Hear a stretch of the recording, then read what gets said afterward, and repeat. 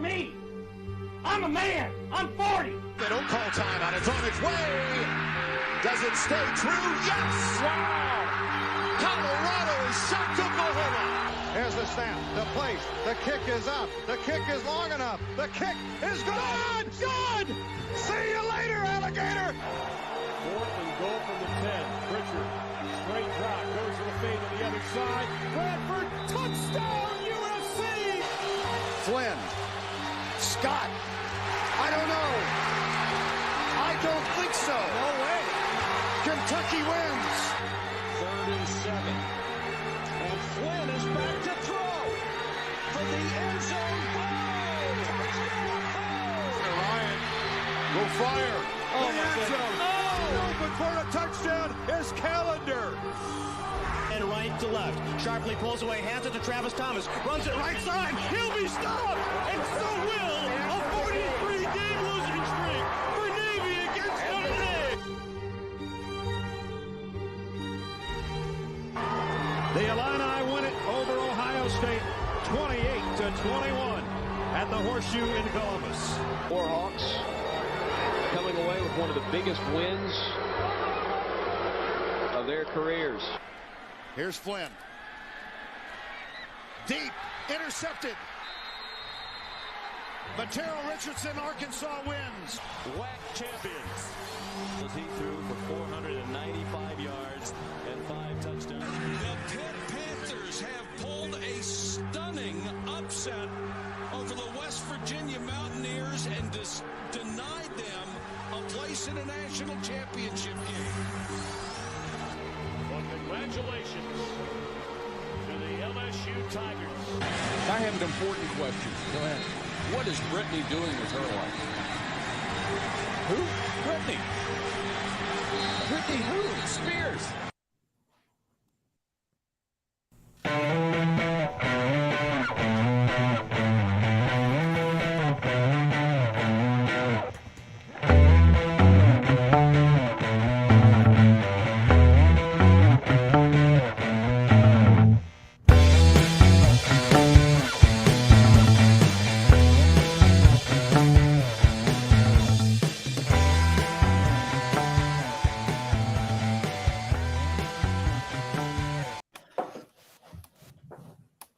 All right, Pot of Gold. Welcome back, everybody. I'm Brett. I'm here with Mike Grant, the intern behind the glass in a remote location. Got that door open. Hopefully, no one straggles in there, gets in there. But it's finally here. I feel like we talked about this and acted like we were going to do it for like months, but it's finally the time for the LSU football season preview. And I've been like amped for 3 days.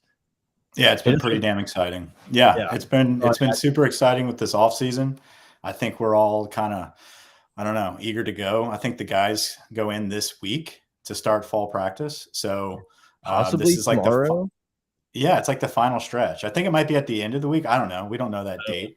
I love how you were staring down Grant's door and you're like, I'm going to wait until we first start the show to get him to shut that shit immediately. Dude, I've been doing so many things in the 3 minutes since that video played and then the intro started that I'm a little shook. I'm a little off my game, but we're going to settle in because this is my favorite podcast we do every year because it's just the most fun-filled hopium. Obviously, I think we're going to talk some negative stuff about LSU, but this is the point in the world that you can be just like a completely irrational fan and say it's like, well, if one thing falls the right way, we're going undefeated. Before we're going to be extremely irrational here. Just precursor, heads up. 100%. But before we get going, guys, like we kind of mentioned off the top, we're live on YouTube, Facebook, Twitter, Twitch. I don't know, all over the place. So definitely come check out future episodes. If you're just listening to this podcast, rate and review. Hit us up on Twitter at Podofgeauxld, podofgeauxld@gmail.com. Mike with all of his fire takes at Gold Mike. I'm ready to get going. Is there anything you want to do? Do you want to filibuster an extra couple minutes for some live chatters or no? Yeah, I mean, I probably will for a second. I do want to ask you a question before you get rolling on spitting out all these links. Are we okay to use that video, by the way? I don't know. What are they going to do? We're not taken down yet. Or I don't know. Are we still live on YouTube, boys? We're still there. It's probably because it's from 07. They're probably like, no one would ever use this. Well, I think you can watch YouTube videos on YouTube. I don't know. True. I wouldn't worry about that. I think I sent out most of the links. So like I'm literally sitting here like itching to talk LSU, but we can filibuster. If you want to talk about some bathroom stuff, like I'm here for you, man. I do want to get the bathroom talk out the way so people can join. Like usually our podcasts go, and if you're a first time listener, we kind of go off the rails. Usually off the rails happens like later in the show. At the end, we kind of get wild with our personal stories. We're not going to be doing too much of that for this episode because it's really jam packed. But this might go for a while. This might go for a while. Yeah. But listen, guys, you can always go back and listen to the podcast on Spotify, on Apple, all the good stuff. Make sure you're subscribing. Brett already talked about all that. But I got a story real quick, and then I'll keep this short and sweet. Yeah. I love to do my get off my lawn moments, dude. So as everybody knows that's been following, I moved for a couple months for a contract. Dude, Barney, love the drink. I feel like I'm at Chimes. Yeah. No, it's good. I'm glad they bottled it. Can't find that up here, but I'm up here in North Carolina, and the office that I'm at is it's joined with an adult daycare center and a drug rehab facility. Like the worst possible place you could ever buy or rent an office space. It's terrible. And we share the bathroom hall, right? So that's really the issue here. I have to go to the bathroom. Very scheduled. I'm very regimented when it comes to the bathroom schedule. I'm walking in to the bathroom, and I've heard stories. They're like, hey, just a heads up, like we share with people that have to, drug rehab, adult daycare. I'm not worried about it. I go into the bathroom and I shut the stall. Apparently I didn't use the lock correctly. No. And I'm turning around, like I'm pulling the shit out of the sheets to put the seat cover on. Cause like, I'll do that. Like that scared me enough to be like, I'm going to put the seat cover down. And so I'm doing it. And all of a sudden I hear somebody barging in. I got to go to the bathroom. I got to go to the bathroom. And so I turn and I realize I'm not locked. And so I start locking this guy. He's pulling on the door as I'm pulling it shut. I'm like, no, dude, you can't get in. He's like, I got to go to the bathroom. This guy's probably can't spare square type situation. Right. And he's probably like 70, overweight, bald, pants are already down. Like he's grabbing his pants to like get into that stall. And I'm like about to lock it. Yeah. Yeah. Solo. And I realize like, I'm not winning this battle. Like there's no way I'm winning this battle. That sachet? Did you guys underwear sachet by each other? Yeah, no, it was one of those where I pushed the door wide open. I was like, all you, boss. And I just like let him in there and I shut the door for him. One of the moments the minute I walked out of that bathroom, I said, this has to be discussed on the pod. And what better podcast to do it than the LSU season preview pod? Yeah, probably viewers and listeners will have. So I'm glad I got that out the way early. Yeah. Yeah. That's pretty ridiculous. Look, guys, keep throwing stuff in the chat. Keep throwing. If you have any questions, if you have anything you want us to like talk about LSU wise, I think we're gonna kind of keep it condensed. We're gonna do our regular podcast like we were sitting in a room together. And at the end, if there's some stuff that maybe we missed and didn't cover, that some good questions, Grant will throw them up. And if they're really funny and kind of go along with what we're talking about, Grant will throw them up there. So, Mike, you told me whenever you sent me the outline, the first thing on the sheet, and yes, we did do an outline for this. We actually met and didn't pod and did an outline again for this.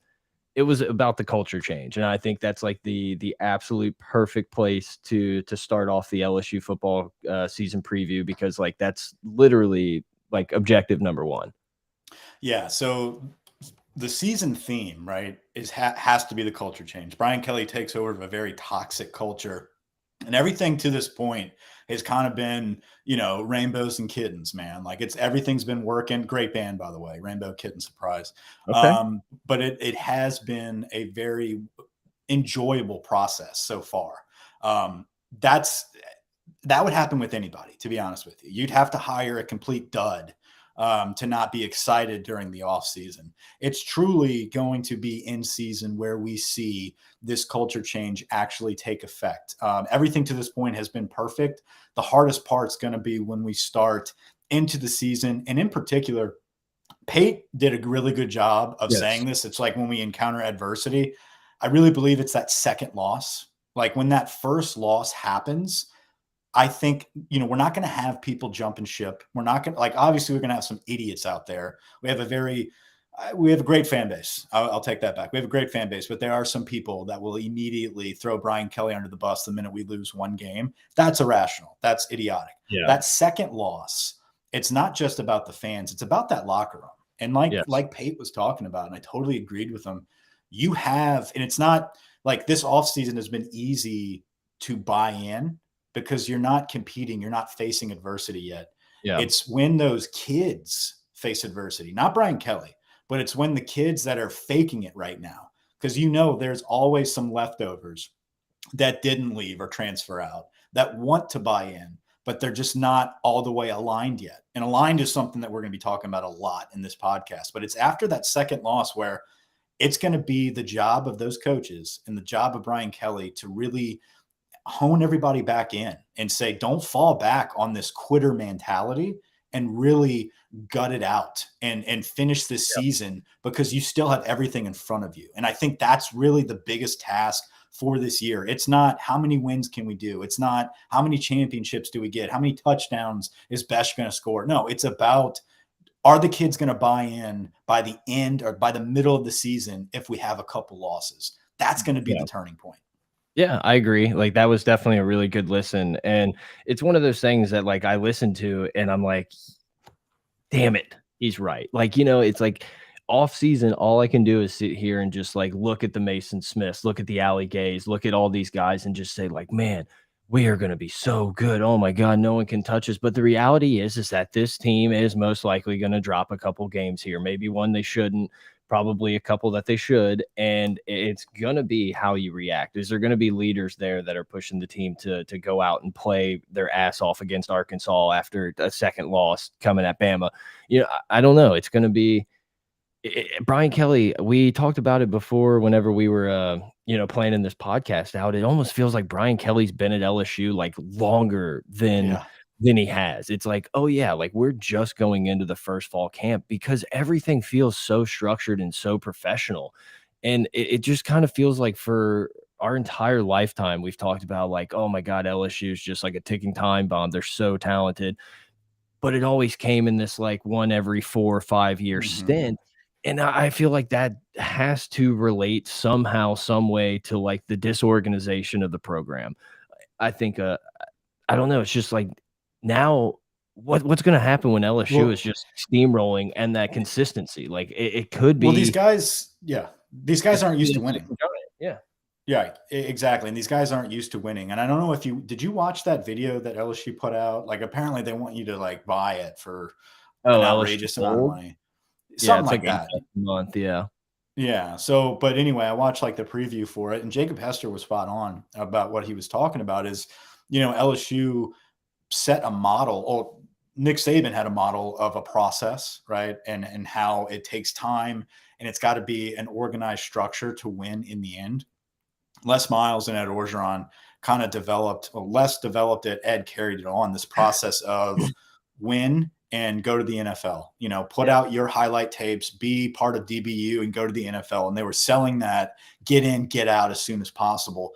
We had to kind of backtrack that. We have to kind of tear that down and realize that you have to lay a foundation of organization and success that can be sustained. And I believe Brian Kelly has always done that everywhere he's been. So this is, in my opinion, it's a perfect hire. It's going to take time. We are very talented, and that, don't get me wrong, we have plenty of talent. I do believe that we have lost a lot of that talent as well, though, compared to Bama, and now most recently compared to A&M all of a sudden. So there are going to be teams where we are out talented, and we have to take to coaching to overcome that. I believe there's no better guy to be in place to help organize that than Brian Kelly. But again, it is going to take that time and that process. And it might not be year one where all the guys buy in, but I guarantee you by year two, they either are bought in or they're not on the squad anymore because they're going to be sniffed out. Right. And it's it's one of those things where I don't even know how to compare it, but it's if you're not built for this, Brian Kelly culture of having to spell or not spell, but write everything the exact same way, every minor detail is looked upon, then you're just going to process yourself out. Like, you're just going to transfer out. It almost feels a little like Clemson. It's like you have to kind of buy into that Clemson way. And it's like almost like they don't lose as many guys because the guys already know what they're getting into from the start. And look, this podcast is going to be a lot of like love about Brian Kelly and stuff. There's going to be a day where we get on the stream and we talk shit about like how Brian Kelly screwed up, or, how it's not exactly what we thought it would be. How could he have hired this guy? Like, I'm not going to sit here and tell you it's going to be like the most. No, it's a bipolar pod. Yeah, exactly. But like, I'm just so excited for where we're going. What's like the consistency you have in the background. Oh, a little Joe Burrow. Oh, look at you. Look at you. Love it. You were hiding it, so I didn't know exactly what it said back there. I love it. Just for the people. You like how my background, what'd you say it looks like? It looks like a fake background for some type of like sorority agreement.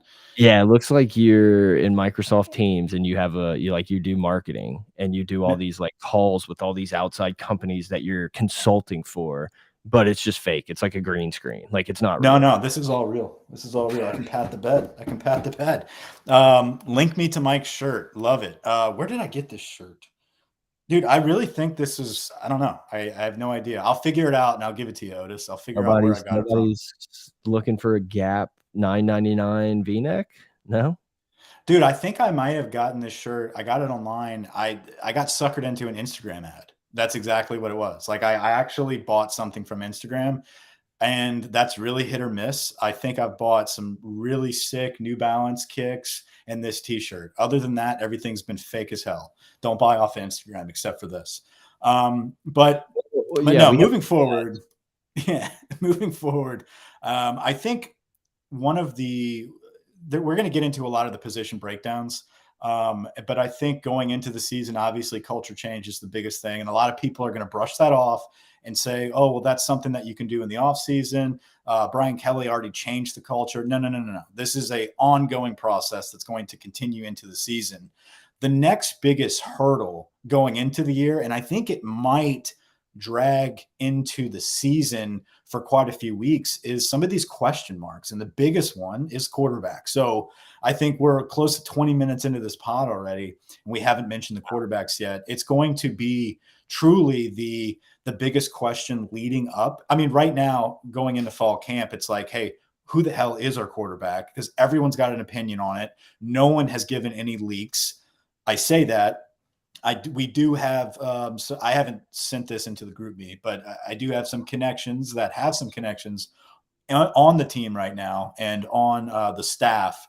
And there were some words tossed around that basically the vibe that we're getting right now is the exact vibe that's in the locker room, that Nussmeier definitely pulled away in the spring as far as his showing. And he's got the most momentum amongst the staff.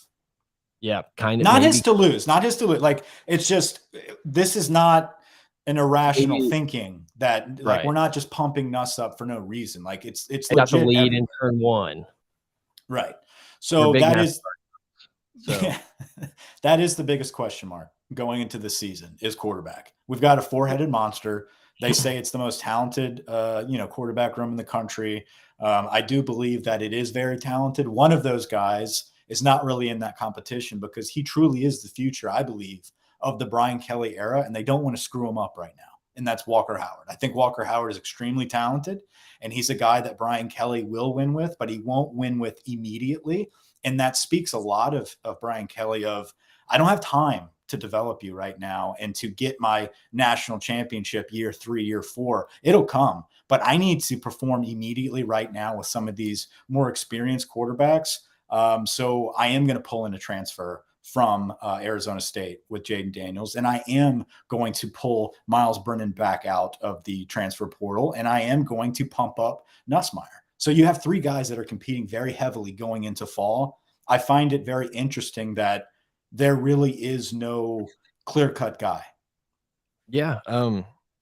Nothing really gets me excited like a good quarterback controversy going into a season or even mid-season.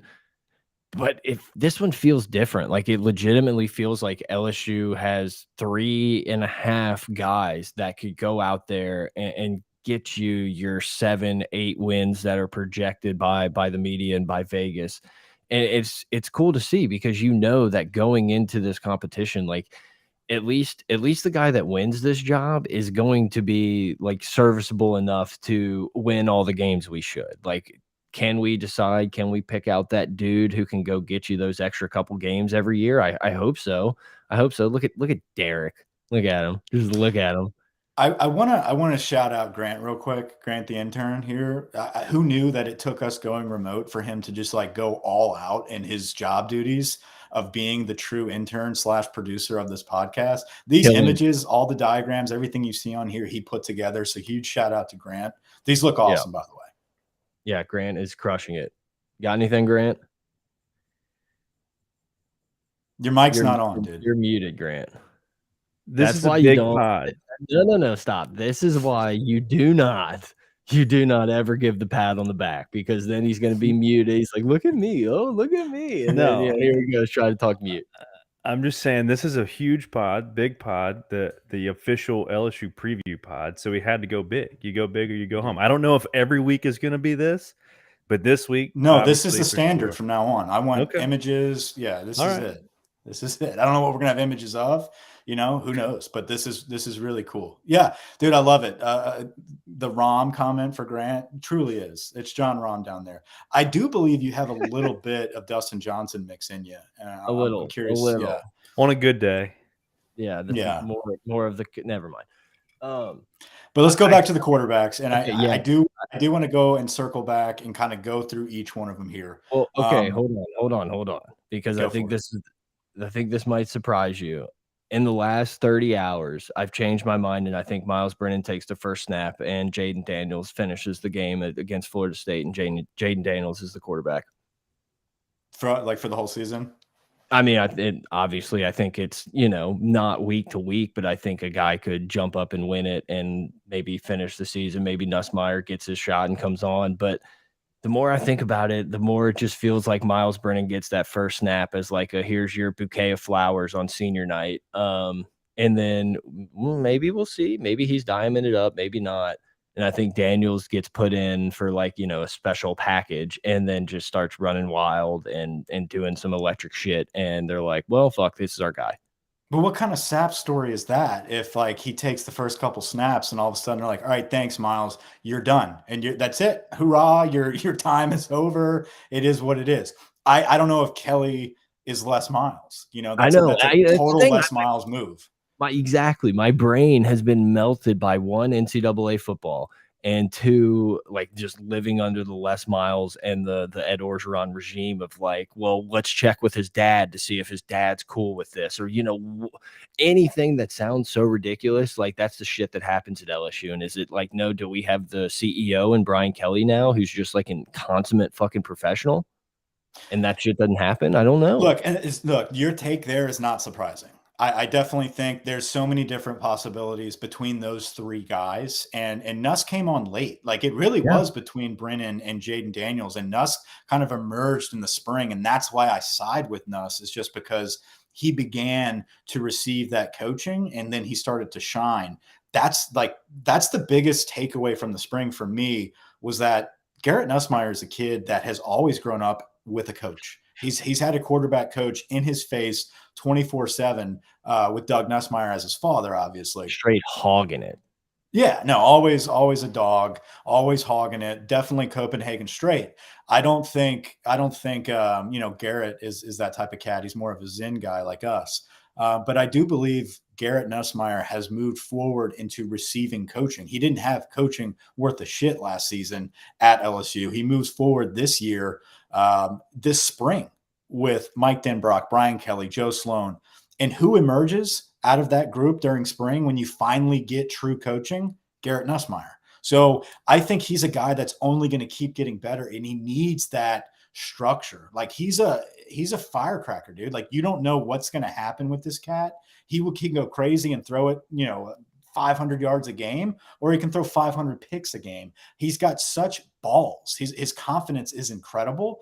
But you've got to mold him. You got to have a good structure with him. And I think we have three guys and three coaches, is what I'm saying. Three coaches that are going to be on these quarterbacks. I think the one that can take to coaching the best is going to succeed. And we saw that happen in the beginning with spring, and that was Garrett. And I think this whole offseason, it's transformed. And then this fall camp, I see him separating with an additional few weeks of that three-headed coaching monster getting on Nussmeier. That's what leads me to believe it could be Nuss. What leads me to believe that in another world, it could be Jaden Daniels is the offensive line. And I think that was one of the biggest reasons why you bring in Jaden Daniels from Arizona State is he is so mobile. This cat can fly. He also has a good arm. Like, I'm not taking anything away from his true quarterback abilities. He's not just an athlete. Like, he can play quarterback, but he can escape the pocket. Yeah, anytime you have that ability to be like a running back, it's not like you're like, oh, yeah, he's pretty spry for a quarterback. Like, no, this dude's got, like, running back speed. Absolutely. And I do believe that we pulled him in because we're redoing our entire offensive line. Like, the O-line sucked ass last year. We believed enough in Brad Davis that he can piece together a very solid offensive line, but we need some new pieces. Tremont Schwartz, Will Campbell, Miles Frazier. Like, we have a lot of new faces in there. They need time to mesh. They need time to get together and communicate as a unit and form that bond. I don't know if right out of the gates, it's best to throw Miles Brennan behind a developing offensive line, to throw Garrett Nussmeier behind a developing offensive line. So you bring in Jaden Daniels to kind of buy time. And guess what? If he succeeds, if he's balling out, keep it rolling. And, keep him going. It's definitely fair to say. My reasoning is because I just literally all this week, like anything that had anything to do with LSU, I was just like consuming it, trying to get like a little tidbit. And like so many things I came across, and like, some of them are older and we'd heard them before, but so many times it was mentioned about how Miles Brennan is just such a leader, and like how it's like, oh, we wouldn't be anywhere without Miles Brennan, that it just kind of gave me that little feel of like, hey, we're gonna lay this one up for our boy here, and hopefully he can hammer one home. And then I watched the spring game today, and there was one play where Jaden Daniels ran this like little speed option RPO shit where he kind of just barely hit a fake and then just like took it up the gut for 10, 15 yards. Yeah. And I was like, how do we dangerous. Well, that's the offense. Like, that's it. I totally understand your point there. And it's very dangerous. And if he's a guy that can, I think he's going to get his opportunities. Are y'all hearing that ding? Or is that just me in my ear? I've got the MacBook rolling, and it's my text messages that are rolling in. I don't know how to mute this. Brett, roll with it. Man. You're okay, man. It's turn your notifications off. Yeah, that's going to be too long. Miles Brennan, a mix of Van Wilder and Brandon Whedon. There you go. Look, and it does kind of suck. Like, once again, for the people who are religiously listening, they've probably heard me say this dumb take once before, maybe 3 times, but it's like, I almost wish Walker Howard was getting a little more buzz. Like, I almost wish we were that team that were like, well, we have this freshman quarterback that we literally can't not start.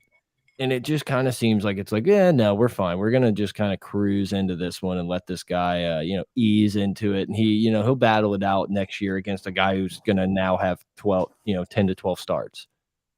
Yeah. I mean, but at the same time, I think Walker Howard is one of those guys that he knows he's going to redshirt. He's one of those guys that knows he's going to have to compete next year after somebody is developed a year in the system, but he's confident enough that he could win that job. And guess what? If it is Nussmeier, there's a year that separates them. And, I think that is not ideal these days, but obviously if that quarterback is better, that quarterback is better. Brian Kelly's going to play that kid.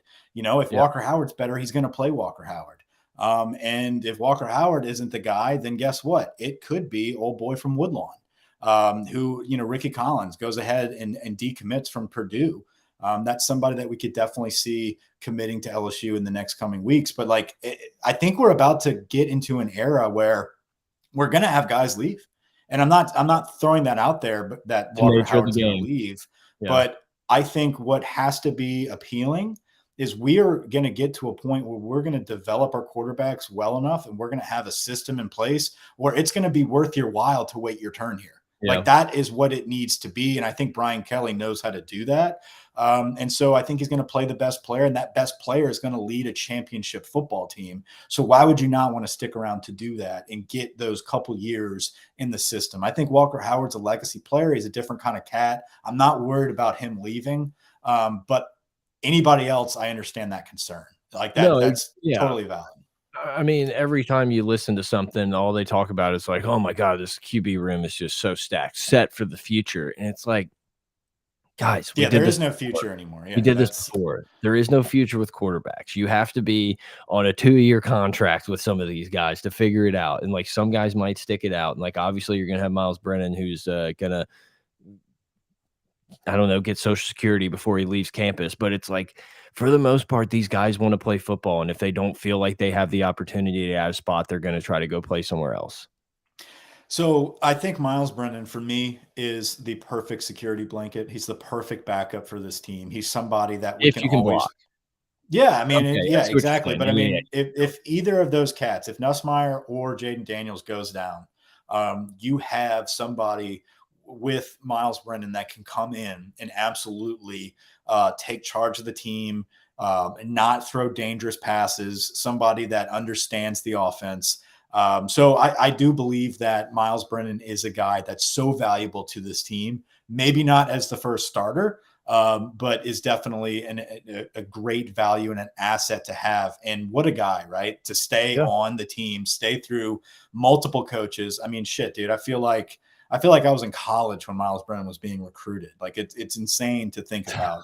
So I was, I guess I was, watching the spring game today, and there was a little bit of the Miles Brennan interview, and they were like, what's different, something.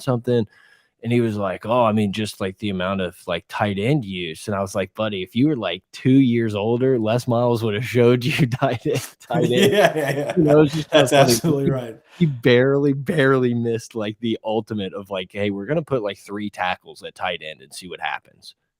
I'm anxious to see exactly when this starter is named. And I think that's really the big question mark is this something that they narrow it down to 2 going into Florida State, and then one of them, they split reps and they pull away? Are we going to have like, hey, Jaden Daniels goes against Florida State, and then against Southern, we're going to have Nussmeier going there. And then, we're going to keep rotating back and forth until someone truly pulls away. But I don't like, it's weird how they're approaching it. They've explained that they're approaching this where the offense is going to change with each quarterback.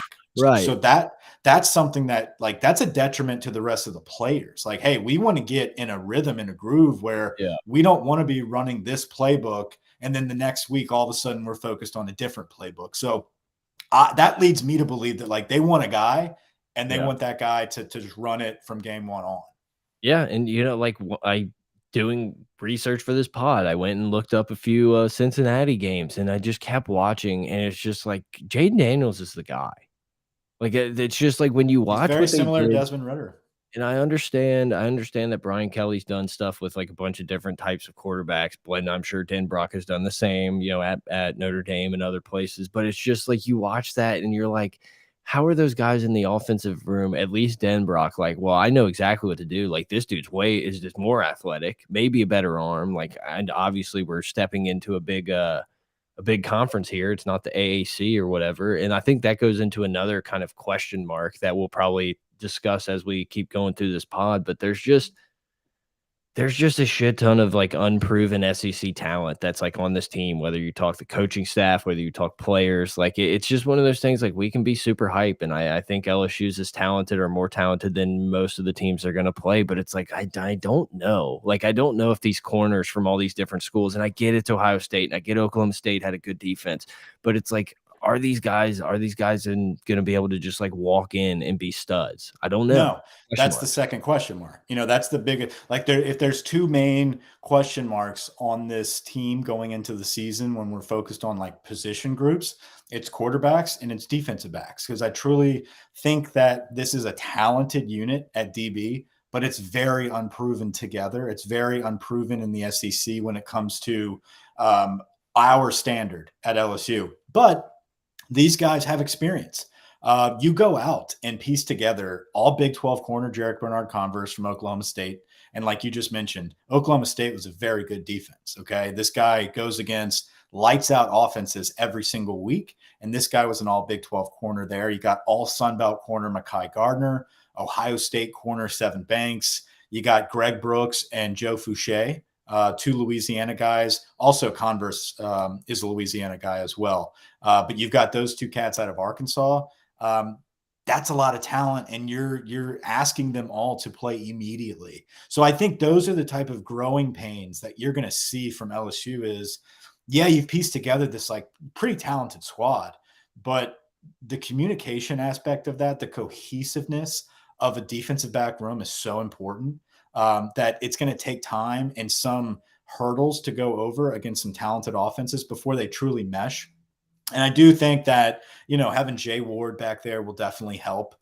He's a guy that's definitely a big time leader on the team, but also in the defensive back room. So he can kind of take charge. But that's the biggest question mark, in my opinion, outside of quarterback is corner and safety. Like who is truly going to rise to the occasion? Because right now I'm under the impression that all of those guys are going to play very meaningful snaps, if not start from the get-go, especially Gardner, Converse, Fouché, and then Brooks rotating in at nickel. So, and then Sevyn Banks came in late from Ohio State. Like he was a guy that kind of is flying under the radar. I was doing some reading on him, and they talked about him being a high draft pick coming out of Ohio State. And then he hurt his hip, he hurt his leg, and he sat out for a while. And then he got passed up. You get injured at Ohio State. It's much like how LSU should be. Yeah. First round draft picks are coming for your job. You're getting passed up, and there's no sob story. There's no homecoming day for Sevyn Banks to go back out there and start. So I think him coming to LSU, he's eager to be part of DBU. I listened to an interview with him where he talked about, I wanted to play for Brian Kelly. I wanted to play for a similar type of structured staff like I'm used to with Ryan Day at Ohio State. And I was led to believe, and I fully believe that Brian Kelly has that based on his previous track record. So that was huge to see without even playing yet. Like Brian Kelly is already pulling guys in from Ohio State as a transfer based on his previous track record. So we'll see how that group combines together. Exactly. It's like, yeah, I'm excited for that. Do I think that guy's going to come in and be a pretty good corner? Yeah, I do. But like, it's just not going to shock me if these guys come in and kind of underperform our expectations. It's like, yeah, guys, we probably should have known that, like, just going out all across the country and like picking in pieces little guys that have played, random spots to play in these massive games against Bama and all these other teams with first round draft picks all over the place. Like, it may not work out, and that's okay. They did what they had to do to build a team that could compete this year. Don't forget about Aristotle. Aristotle, the name drop. Abraham, right? Yeah. We have Aristotle literally Abraham the second. Forgot. And look, dude, there's a guy, obviously you got with Terrence Welch, a freshman coming in that's got some high accolades that you could maybe end up finding himself a spot. For years now, we were told that Radarius Jones was like Corey Raymond's dude. Like, it was like, hey, this is the project guy, but like, this is a top draft pick. And so it's like, we're getting to that point as a junior where some of those guys at LSU, like a Greedy Williams and some of these other guys, you step up a little bit later, and it's like forever at LSU if you're not Patrick Peterson or Tyrann Mathieu coming in as a true freshman and being awesome, Derek Stingley style. It's like, oh yeah, he didn't work out. And it's like, sometimes these dudes get to be juniors and seniors, and then they end up being the best player on the field. Absolutely. And look, he's got great competition around him. Kind of looking at this roster, though, looking at this image that you brought up, Grant, it scares me about what happens the following year. Like, we need to load up with some dudes in this recruiting class. And I think we are. We've gotten a lot of DBs. I know in this class coming up, they're going hard after plenty of safeties, but I think a lot of those safeties are interchangeable, can play multiple positions. I think when we get into this next segment that we're about to talk about, really going into the breakdown of the position groups, I think Major Burns is one of those guys that can also flip-flop between corner and safety, as well as Jay Ward. They're kind of an interchangeable safety / corner, where Fouché is more of a hardcore strong safety. Like, this is a guy that will definitely not be on an island out in coverage. But we do have some safeties that can do that. Yeah, he's a Craig Lawston. He's a Craig Lawston, dude. Hopefully he has a few more picks. I started watching, instead of like preparing about like current stuff and watching games from like a year ago, at the very beginning, I got into it, but at the very beginning, I just started like just watching like 2011, 2019, like all this like super old shit, and was just getting so hyped. And Craig Lawson, like, absolutely, he got a targeting call for like trying to just decapitate someone, and it was so funny. Yeah. It was just like the most beautiful thing I'd ever seen. He was amazing. I loved watching. Oh, he left a lot on the field. Yeah, he was okay. I just love to see him hit. It felt like he was like potential to be LaRon Landry, like an absolute first round top 20 draft pick. And it just like never really fell his way. And I guess we could kind of say the same thing about Chad Jones, but you know, maybe we were just dumb at the time and thought every LSU guy was like the GOAT. No, I think Chad was sick. I think Chad Jones was absolutely sick. I think he played in the wrong era. I think he was a guy that if he was a couple years earlier with Saban, playing with the original Saban type of defense in 03, 04, 05, like early Les Miles, I think Chad Jones would have been an enormous get for anybody in the first round. But I think he was on that tail end, like when we got to college, where it was like, hey, you're good, go play. We're not going to coach shit. And like, unfortunately, that didn't really work out, but he was still good. You want to get into starters? Yeah, I think we can definitely do some depth chart stuff. I mean, we kind of already dipped our toes in with quarterback. So, I mean, running back sounds good to me. Yeah, dude. So John Emery, original, like the guy, the 5-star kid that we've been waiting to turn the corner, truly had a horrible issue with academic ineligibility last season and really screwed himself out of an entire year. Which everyone can knock on wood, I'll knock on wood, whatever. Isn't it fucking refreshing that we haven't had to deal with like someone failing a drug test or like being academically ineligible or, getting in a fight at fucking bogeys or anything? Like literally nothing. And beating someone with a bat, stomping on a head. The camp is still young. It's still exactly. early in the and camp. I get that some of that shit does happen in fall camp, and I get it, but it's just like it's just a breath of fresh air to like not have that cloud looming over us. Like one of these guys is just not going to fucking. It was kind of entertaining though when you'd wake up it didn't fail. Any August, it was someone's getting their head stepped on. Like it was always something. It sucks. And the problem with it, like the worst was seeing like whenever we got Tyrann Mathieu walking out in handcuffs. It's like, are we doing this again? Like, can we keep an eye on our kids? Like something, And the problem really is with this time of year is like these guys have had free reign from this campus, like all off season, all summer. Then all of a sudden you got these douchebags rolling into campus, peeing on your lawn. And these football players are like, nah, that's not how it rolls. Like we're going to kill you. And all of a sudden you realize like, no. Like we live in a society. Like we can't you may be the alpha of Sigma Chi, but like I can't be the alpha of Fred's tonight. Like that's not what's happening here. That's what happens. If you think you're the alpha of shadies, you're going to be shady.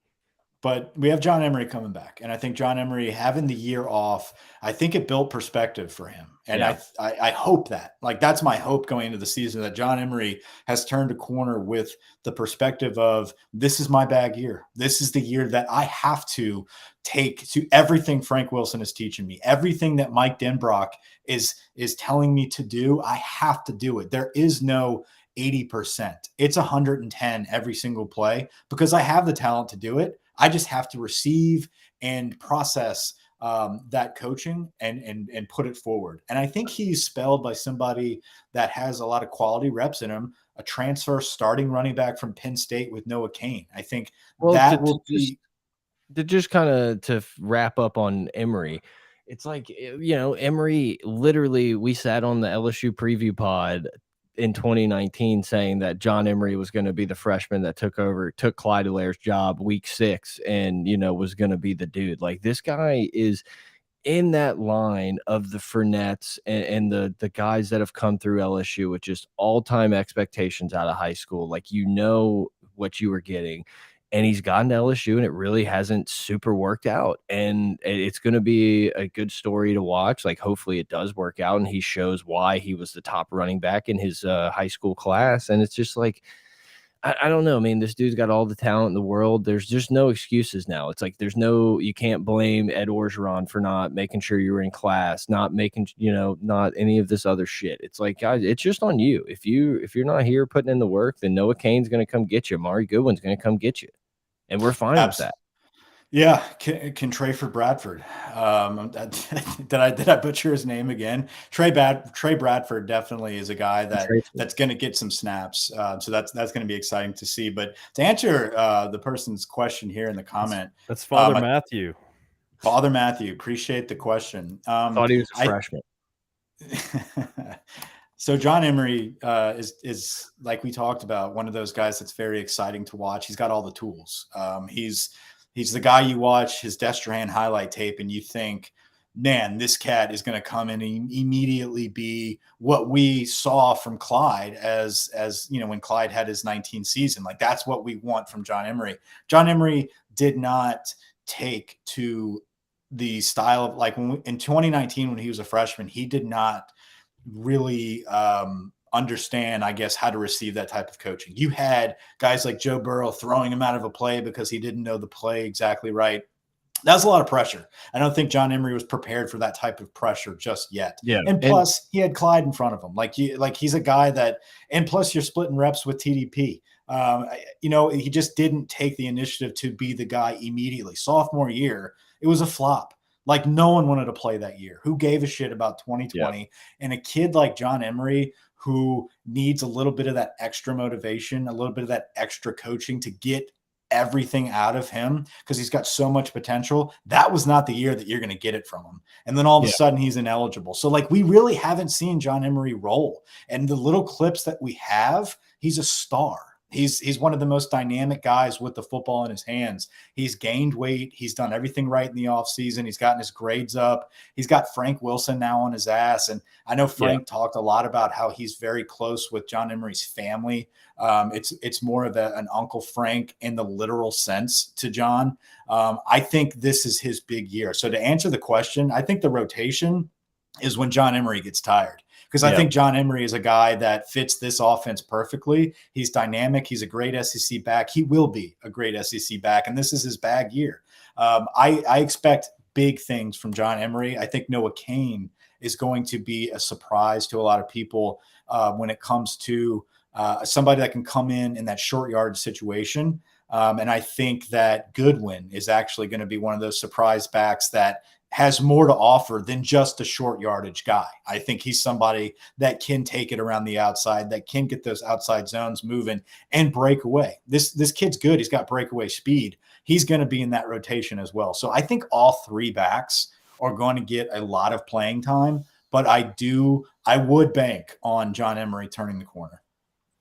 Yeah, and I mean, to kind of answer the question, like, how good could John Emery be? I think later on in the show, once we get through all these depth charts and coaches and the season, I mean, shit, dude, we're 50 minutes in and we got a lot of stuff to cover. But to answer that question, like, I think he is a guy that not as many people are talking about, but could be an all SEC, maybe a second team back where you're just like, oh shit, like, yeah, he ended up turning out. And also at the same time, it's like I look at this sheet of all these running backs: Emery, Kane, Goodwin, Trayford Bradford, and Williams. It's like I can't sit here and tell you like I'm 1,000% sure any of these guys are going to be awesome. It's like there's just not a ton of like proven on the field things that can get me in this running back room. I think it's potential through the roof, but like if you're asking me right now, it's just like, yeah, I think so. No, I think potential wise, I think we've seen what Emery has to offer. I think we've seen the big runs. I mean, his run against Bama was beautiful. Times. No, and that's why my point is, like, you've seen it, so you know what he can do. I think Goodwin is that guy that, like, you haven't really seen what he can do yet, and he will be that surprising back that's like, oh damn, once Emery graduates or goes to the draft, like, a 1-2 punch of Kane and Goodwin's going to be phenomenal as well next season. Like, I think Goodwin's a guy that's going to continue to improve, and we're going to get a lot of quality reps from him. I think he's a great all-around back, but it's going to be a three-headed unit, and I think it's going to be led, obviously, by John Emery, and I think he's going to be a guy we can all look back on and say, damn, this was the guy that we've been waiting to see. He is the bell cow, and it's very exciting, and he can catch it out of the backfield too. We're going to have a lot of passing game plays with John Emery. So I kind of had in my head that this was like Noah Kane's like last hurrah, and it's like, so I thought that too. And when I looked at that and saw Junior, I was like, okay, so cool. Obviously, we're gonna have Goodwin and Kane.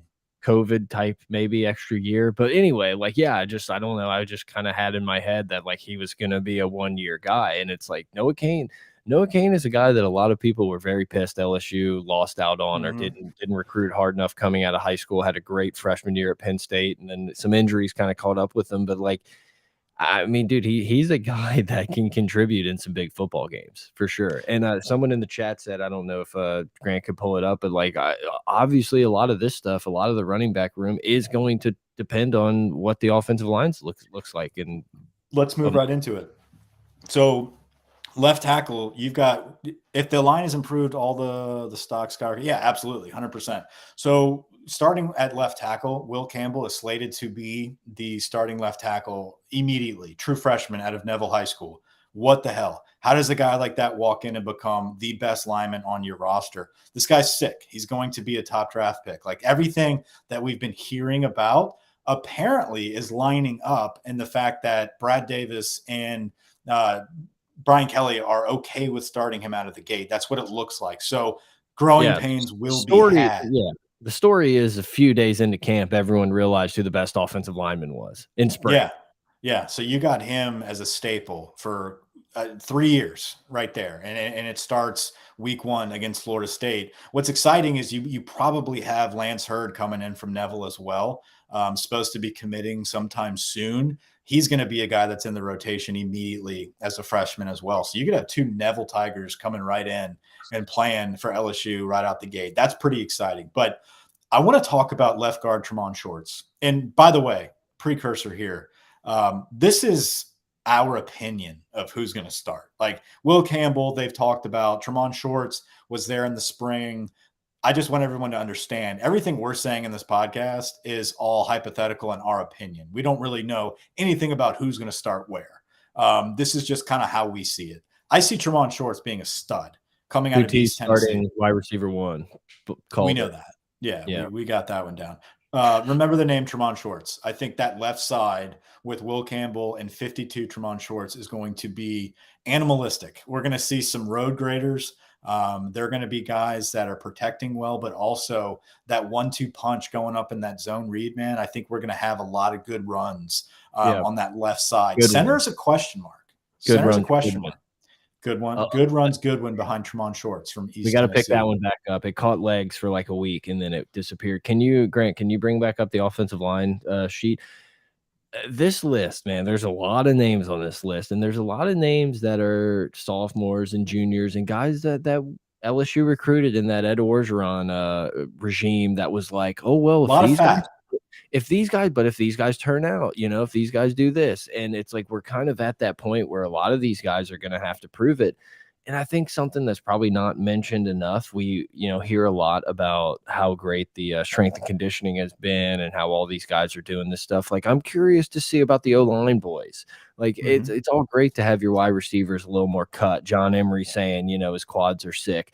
But it's like, it's a little different when you're molding these bodies that are 330 pounds and everything. And it's like, are we going to see a completely different offensive line where we got some little agile cats out there? I don't know. Well, I think it starts with recruiting, though. I think we got into a funk where we were just kind of getting big bodies and we were thinking that they could play any position. And you can't just all of a sudden recruit a guard and put him at tackle, or it doesn't work that way. I would much rather get that athletic, all-world left tackle in a perfect world and throw him inside, kind of like what we're doing right now, projected with Miles Frazier. Like, this is a guy that any other year at LSU, he'd be our left tackle. But he's sitting there at right guard right now, projected coming out of spring. Big-time transfer from FIU. So Miles Frazier's right there at right guard. Center is that to be determined. Charles Turner has never truly, in my opinion, been the dude. I mean, if he was the dude, we wouldn't have had piss poor Shanahan starting the whole season. I just don't see it from Charles or Harvard. He went to Harvard, Mike. He went to Harvard. What did I say? Stanford? No, you didn't. You didn't say anything. I was just saying we can't go to the Harvard man. Yeah, piss poor Ivy League Shanahan. What you got, Grant? He told me before we started, if he pops in, he's got something to say. That's why I was throwing it to him. Shanahan. God damn, I'm glad he's gone. Right. So we've got Marlon Martinez, Garrett Dellinger, Xavier Hill is another guy as well. All those guys had the ball in their hand practicing when Brian Kelly came in to take over at center. I don't know who exactly. I think the word is Martinez might be the guy. Martinez could be the guy. Absolutely. I think he was injured. Garrett Dellinger was injured as well. So they kind of sat out the spring. But going into that spring, Martinez and Dellinger were both taking snaps. Charles Turner has been that secure. He's almost like a Miles Brennan. Like, hey, I can do the job. We're not going to fall back that far. You're comfortable with me if you have to go. I don't think we're going to go with Charles Turner at center right out the gate. I could see Marlon Martinez. I think you have to find a spot for Garrett Dellinger. I think he's one of those cats that if he's not at right tackle, he's at center. There's a lot of different combinations you could do here because at right tackle, Cameron Wire is projected to be that guy, but it's a new era here, man. Like Brad Davis talked about it too. Like if you're not performing up to your standard, I'm going to throw Marcus Dumerville in there and at guard, and I'm going to kick Frazier out, or Dellinger's going to play. Like you're going to see those cats getting kicked their ass out of there, and you're going to see Dumerville, Bradford, Dellinger, Martinez, Hill. They're going to get playing time. Yeah, that's exactly where I kind of wanted to go, is that it seems like, it's like I'm not going to sit here and tell you like LSU is just elite at all these offensive line positions. There's definitely spots to be had, but it's one of those things where I feel like they're going to be comfortable enough that if they feel like a guy's not performing, they can figure out one of these like 9 guys that are freshmen, sophomores, and juniors have to be able to like work out in some of these spots. And so I think it's going to be I would love to sit here and like have that team that has the same 5 offensive line for like every game of the season, all snaps, whatever. But it's like it feels like we're going to probably have to mix and match some people to figure out what works best. Absolutely. But I do think that Grant looks like a douche, Robert. That's funny. I think Garrett Dellinger and Anthony Bradford is definitely a guy that's come out of Brian Kelly's mouth a lot, and he's never really seen him play. Like he's somebody that he's high on Bradford getting in shape this offseason. I could see him being someone that they want to get on the field. I think Bradford is a cat that squeezes in there at guard, and whoever is not performing well, whether it be Cam Wire not holding down his end, you're going to have Miles Frazier, the FIU transfer, kick back out to right tackle. So a lot of different combinations here. I'm anxious to see what they have, but promising. The most promising group as a unit that we've seen in some time going into the season. Can they put it all together? Obviously, Brian Kelly looks highly on Brad Davis, so he trusts that he's going to get those guys to compete and get the best out of them. So we'll see. I want to talk about some receiver, though. So let's just kind of gloss over tight end. What do you say? Yeah, I mean, look, it was interesting. Brian Kelly mentioned that he would like prefer / possibly would like have a tight end on the field for every play. And it's just a little interesting when you look at it. Scared you a little bit, didn't it? Yeah, a little bit. It's like, hey, buddy, 5 wide, and we got a lot. Let's put Noah Kane and Emery in the backfield together. Like, fuck it. They're gonna do it. They're gonna figure it out. I think Denbrock, between Denbrock, Sloan, and Brian Kelly, and hell, Frank Wilson. I mean, like they're gonna come up with the best group to be on the field. He wants a tight end on that field. Look at who he's recruiting. Look at our recruiting class, and you look at the tight ends that we're bringing in. It's going to be the type of dudes that we look at and say, they need to be on the field. Like you can't have like a Travis Kelce type of cat hanging out on the sideline. Like that's who he's going to want jumping in and playing tight end for him. So I think he's going to want to establish that routine. He's going to want to establish Mashburn or Cole Taylor as part of that offense for the future. I think as this offense evolves for the next few years, you're going to see that tight end position become elite. And it's going to start with these guys. They're not elite by any means, but that type of offense is what he's going to want to be going for. Yeah, weirdly, I kind of am a little bullish on Cole Taylor. Like, it feels like if anyone was going to maximize Cole Taylor's skill set, I mean, once again, let's not forget 2 years ago we were doing, or 3 years ago, whatever, we were doing a recruiting pod talking about how this kid's a matchup nightmare and we can't wait to see him in the red zone. And it really hasn't worked out in the couple years that he's been at LSU. But Brian Kelly has been just like a consummate professional when it comes to like getting tight ends in the offense and having them produce. And it's like, oh, hey, there's another big ass white guy that's just getting first downs on the regular. Why can't that be Cole Taylor? Could be. I haven't seen what I expected out of Cole Taylor. And again, It's just not fair to kind of say that to any of these guys at LSU because they've been coached by buffoons and they've had to deal with like some serious issues since they've been here. So it's yet to be determined on how good these kids can really play. Cole Taylor, I had really high hopes coming in as a freshman. Like watching his highlight tape, I thought like, this dude's enormous. He's playing wide receiver. We're going to bulk him up and make him a big-time tight end.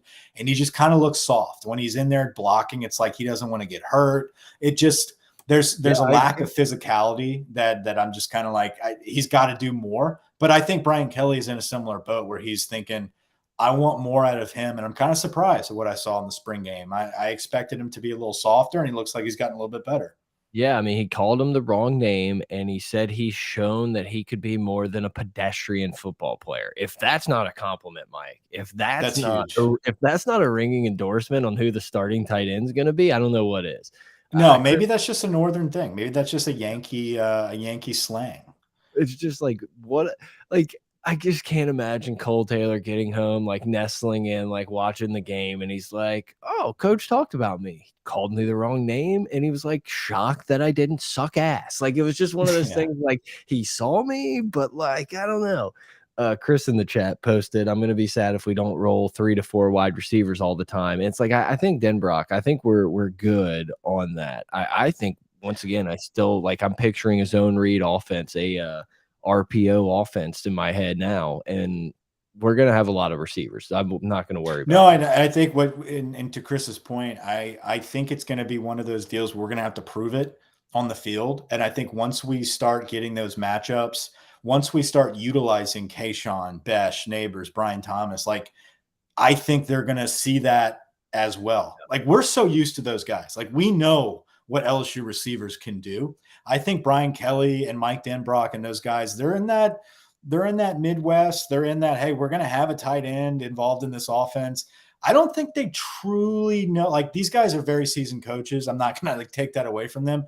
But like once they see these cats under the lights, they might have to readjust and say, you know what? We can't afford to take Brian Thomas off the field because he's a matchup nightmare outside. Like, and if they have to put someone extra deep for Brian Thomas to cover him, guess what? We've got Besh wide open across the flat. We got Kayshon Boutte, who is the best receiver in college football. Malik Neighbors is going to be wide open now. Like it's a matchup nightmare. I do believe as the season goes on, you're going to see less tight end probably because I don't anticipate Mashburn and Cole Taylor shining or outshining Brian Thomas, Malik Neighbors, Jeray Jenkins whenever they get their chances to be that fourth man out. Can we hop in the circle of trust for like just 30 seconds? Do we have trust in Denbrock? Are we like all in on Denbrock? Dude, I'm all in on all of them. It's preseason. Like we're after who knows, dude. It could be Florida State game where I'm just like throwing a beer bottle down on the Superdome being like, fuck Mike Denbrock. What were we thinking? We should never hire anyone over 50. I had no idea where Brett was going with this. That's exactly where I'm getting at, dude. It's like I'm not there yet. There's just this part of me that it's like, are we doing a Pelini experiment here again? And I get it's different. Like, it's not fair to say. But it's like, dude, I'm telling you, all I've thought about for the last like 4 days is just like any possible scenario. And I'm just like, what if Denbrock's like gets in here and he's like, oh fuck, like these defenses are way faster than I thought. Like there's a possibility that's true, but he also has years of experience in what he has done most recently with Desmond Ridder. Desmond Ridder was not Desmond Ridder until Mike Denbrock got a hold of him. Like Cincinnati and Desmond Ridder were not. It was not like this undefeated, beautiful Cincinnati offense. If we talk ourselves into Jake Peets, we can talk ourselves into anyone. Exactly. Absolutely. Vinny, 100%. And I think right now we're what I try to forget going into this year is that Brian Kelly was trying to go all out to get old boy from Notre Dame. Like he wanted the young kid, Reese. He wanted Tommy Reese to come in and be the OC. And he didn't. And then he went on the opposite end of the age spectrum and went and got Mike Denbrock. That also tells me like he trusts Mike Denbrock. He knows that like if it's not Tommy Reese, I'm going with a guy that I know will be good for what I want to do, laying the groundwork and the foundational pieces of this offense. Like, I think he's a good teacher. I think we have to establish, like, the talent's got to get back in here. We need the system to be in place. And then I can see Mike Denbrock kind of being like, okay, I'm going to pass the reins to Joe Sloan or, something like that. I just worry that, like, last year it was like, fuck, man, Memphis is stacked. We got to figure out a way to beat them. Now it's like, well, Memphis would be the 12th team on your schedule. And I get you got more toys to play with. You got some better athletes. And I am, I'm sure if Tommy Rees was the guy by this point, I would have just completely all the way talked myself in.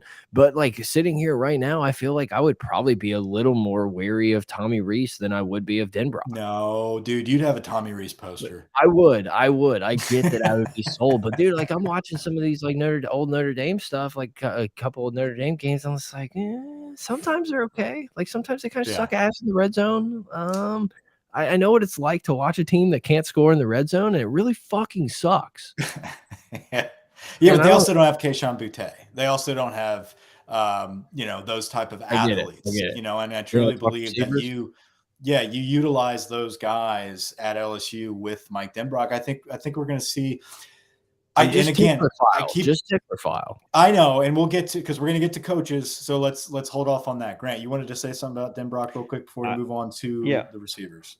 All I was going to say is that you have Brian Kelly, who's pretty much in control of the offense as well. It's not, unlike Ed over Pelini. That was my only argument was.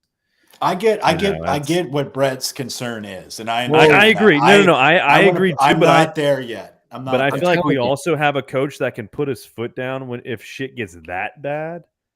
We have a leader. I agree. I very much wanted to be like, this Pelini hire can't work.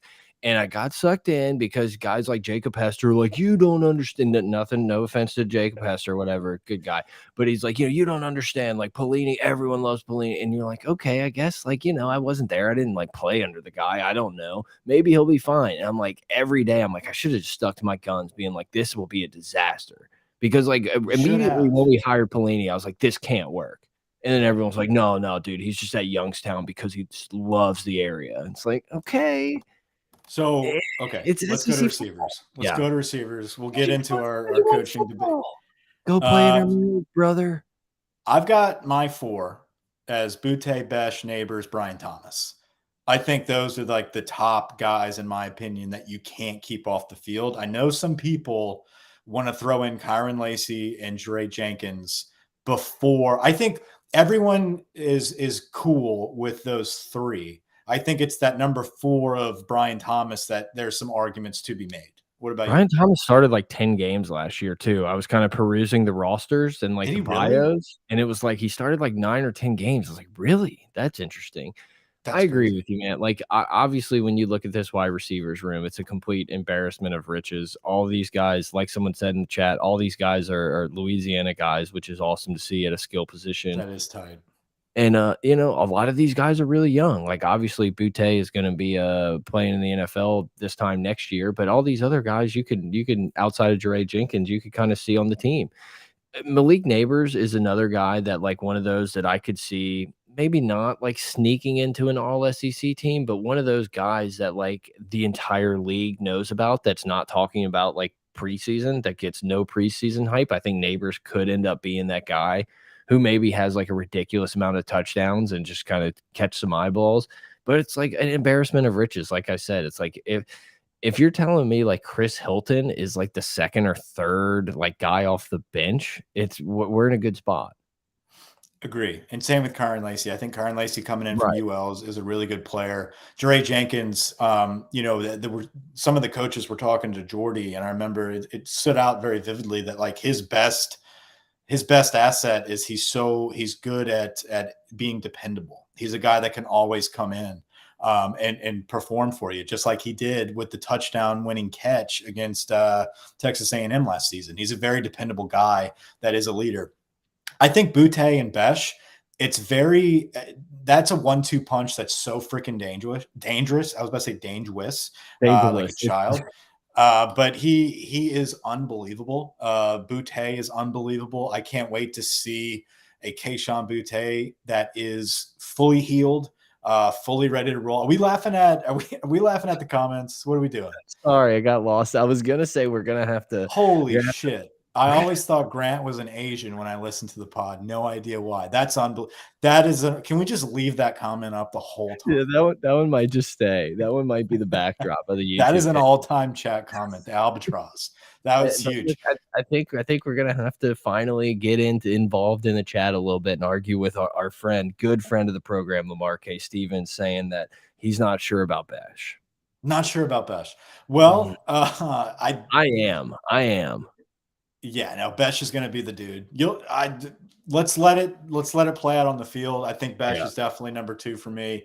I think he's number 2 for most people. Malik Neighbors really reminds me of one of those guys that it's almost like a Bama wide receiver situation where the top 2 guys, and then all of a sudden you got them guarded, and then Bama throws in like this third receiver that's wide open that makes like a circus catch. You're like, son of a bitch, who was that? Who is this Mechie guy? And then 3 years later, he's a first round. Yeah, I think Neighbors is that type of cat. Completely agree. The way I kind of see it playing out, and once again, my life and my entire football, everything revolves around NCAA football, the video game. But for me, it seems like it's going to be Boutte and Brian Thomas on the outsides, and then you're just going to have Besh and Neighbors being absolute fucking problems in the slot. So Chip just messaged me that home field is where I got this shirt off of Instagram. So there we go. I think that dude went to sleep. The one guy that wanted to know. Yeah, no, that is exactly where I got it from. Good call, Chip.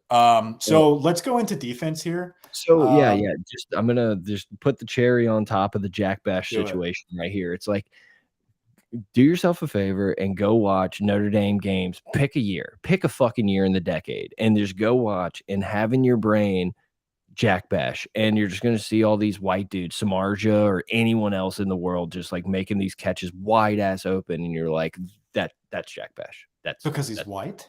No, just because it's like this guy is just built for this like Notre Dame slot matchup thing. And I agree. I agree. I think Jack Besh, regardless of what he looks like, what number he wears, Jack Besh is a phenomenal athlete. I think he's one of those guys that can play any position. And you look at how he's just now receiving wide receiver coaching. He's only going to get better and better. Listen, Jack Besh is a leader on the team. The kids love Besh. I guarantee you, if you asked anybody in that locker room outside of Kayshon Boutte is the best athlete out here, they're going to say President Besh. That's what they call him. That's like his nickname on the team. The kid's a freak. He's gotten bigger. He's gotten stronger. He's gotten faster. I can't wait to see what Besh can do this season with someone like Brian Kelly really utilizing his skill set. Brian Kelly wanted him like crazy to go to Notre Dame. Like they have history. It's going to be a good fit. I'm not worried about that. I think he's going to easily be the second best behind Boutte. And there's going to be some sick wide receivers that just don't get a ton of reps this year. And it's just going to be the nature of the beast, especially if you have guys stay healthy. I mean, Boutte is literally a top 3 wide receiver in the country. These other guys have potential in a year or two to be those guys. So we'll see. D-line is arguably could be the best defensive line across the board in the SEC. BJ Ojulari, he's up for every award there is for a defensive end, a defensive player, a pass rusher, a guy that I believe has not had the best coaching either. And he's finally going to have that guy with Jamar Kane riding his ass and really being somebody that puts him in the right position to succeed. And he's bulked up. He's a team leader. He was brought to SEC Media Days for a reason. He's a representative of the defense along with Mike Jones. But hell of a model American. He is. BJ's a good cat. I'm happy to see him be one of those guys that didn't bail and get recruited back to the Georgia situation with his brother. I'm excited to see what BJ can do.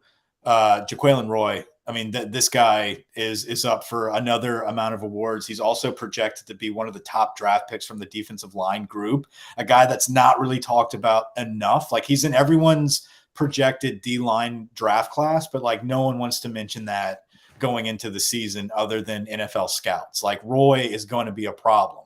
Mason Smith, this guy's going to be drafted first day, easily first round. We talked about it in our last podcast, how Devon Gottschalk came back to look at practice and kind of help out with the group. And he was like, dude, Mason Smith is the real deal. Like that guy, like after being in the pros for a little while, like this is a professional defensive tackle right now. If he wants it, like he will be the first guy taken if he wants it. That's who Mason Smith is. And then you round it out with Ali Gay on the other edge, a leader that probably, if he didn't get hurt, he might not be here this season. So that is kind of an added benefit to have his experience where he was just kind of getting in the flow of things before he got hurt. It's like, okay, he showed some flashes. He's a big ass dude, doesn't have a ton of football reps at all in him coming out of high school. He's finally turning that corner. I think this whole offseason, bulking up, buying into the offseason, I think Gay is going to surprise some people as well. Yeah. I'm a big Gay guy, so that makes sense. Mason Smith is like you said, is a 1-1 type of guy. Like he is an absolute monster. He's number 11. To kind of go back to BJ Ojulari here, like I was a little worried.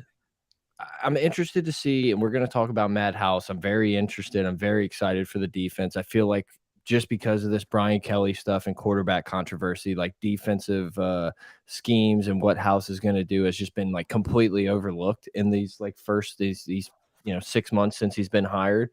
But it's like I started going back and looking at some stats today, and it's like Ojulari had 7 sacks, and I'm just sitting here like, yeah, but like 4 of these came against Central Michigan, McNeese, and some other team that doesn't really matter. And it's like, so he had 3 in games that mattered. It's like, I don't know. It's like, do I want to be the guy that's like, I'm not so sure about Ojulari and like hope to be right? Like, obviously, I hope he's awesome and everything, but it's like that who on this team and coaching staff are you sure about, Brett? I'm hearing a lot of doubt. That is the point. Absolutely no one. We got to have some devil's advocate in there. I'm with you. I'm with you on BJ. I get it, but I also feel like, he had to go against some. The difference is we have Roy and Smith. That's what you're going to have to go against dudes this year. But my whole point is that we're going to get to see him kind of play in this role where Matt House took Josh Allen and made him a first-round draft pick in this exact same position, making plays. It's like I hope that's what we end up seeing, and it's like, oh yeah, we knew this was coming. If his weight is correct according to this roster, like I'm a believer. This says he's 250. This is from LSU's website. I know he was not 250 last year. No, he's bulked up. That's what I was saying. Like he's bought in, he's bulked up. Him and Ali Gay have both gotten bigger. I think the difference, though, Grant, is that Roy and Mason Smith being in that interior, as well as Makai Wingo and Jacoby Guillory. It's those guys. I think. What? It's Wakevius, I thought. Wakevius Mingo? No? Okay, never mind. Makai. I don't think so. Just a joke. It was a joke. It was Barkevius.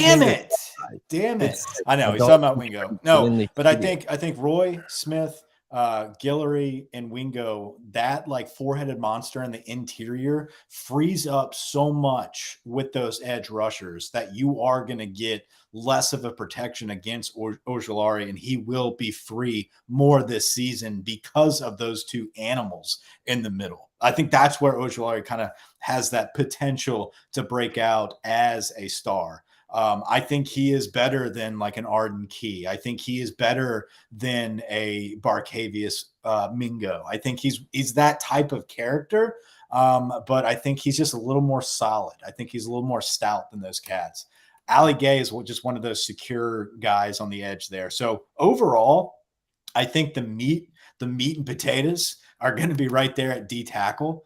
And I think the edge rushers just are going to reap the benefits of that madness going on in the middle. I really think we're not talking enough about Roy and Smith. I mean, we are, but like the national media is really not. They don't know.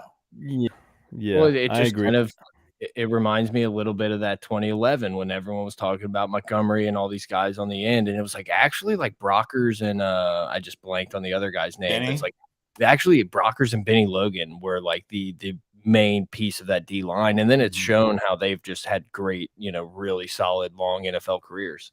That's kind of how I feel. It's like, we love the flashy outside guys that are going to make some sacks and maybe Raheem Alim, fly past a tackle. But it's like these dudes in the middle are probably what's like the best part about this D line.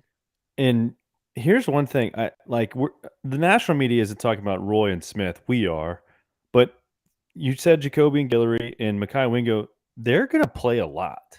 Like, hell yeah, they're going to play a lot. Wingo won the offseason award Roy, for the strongest guy. But Roy and Smith aren't going to play.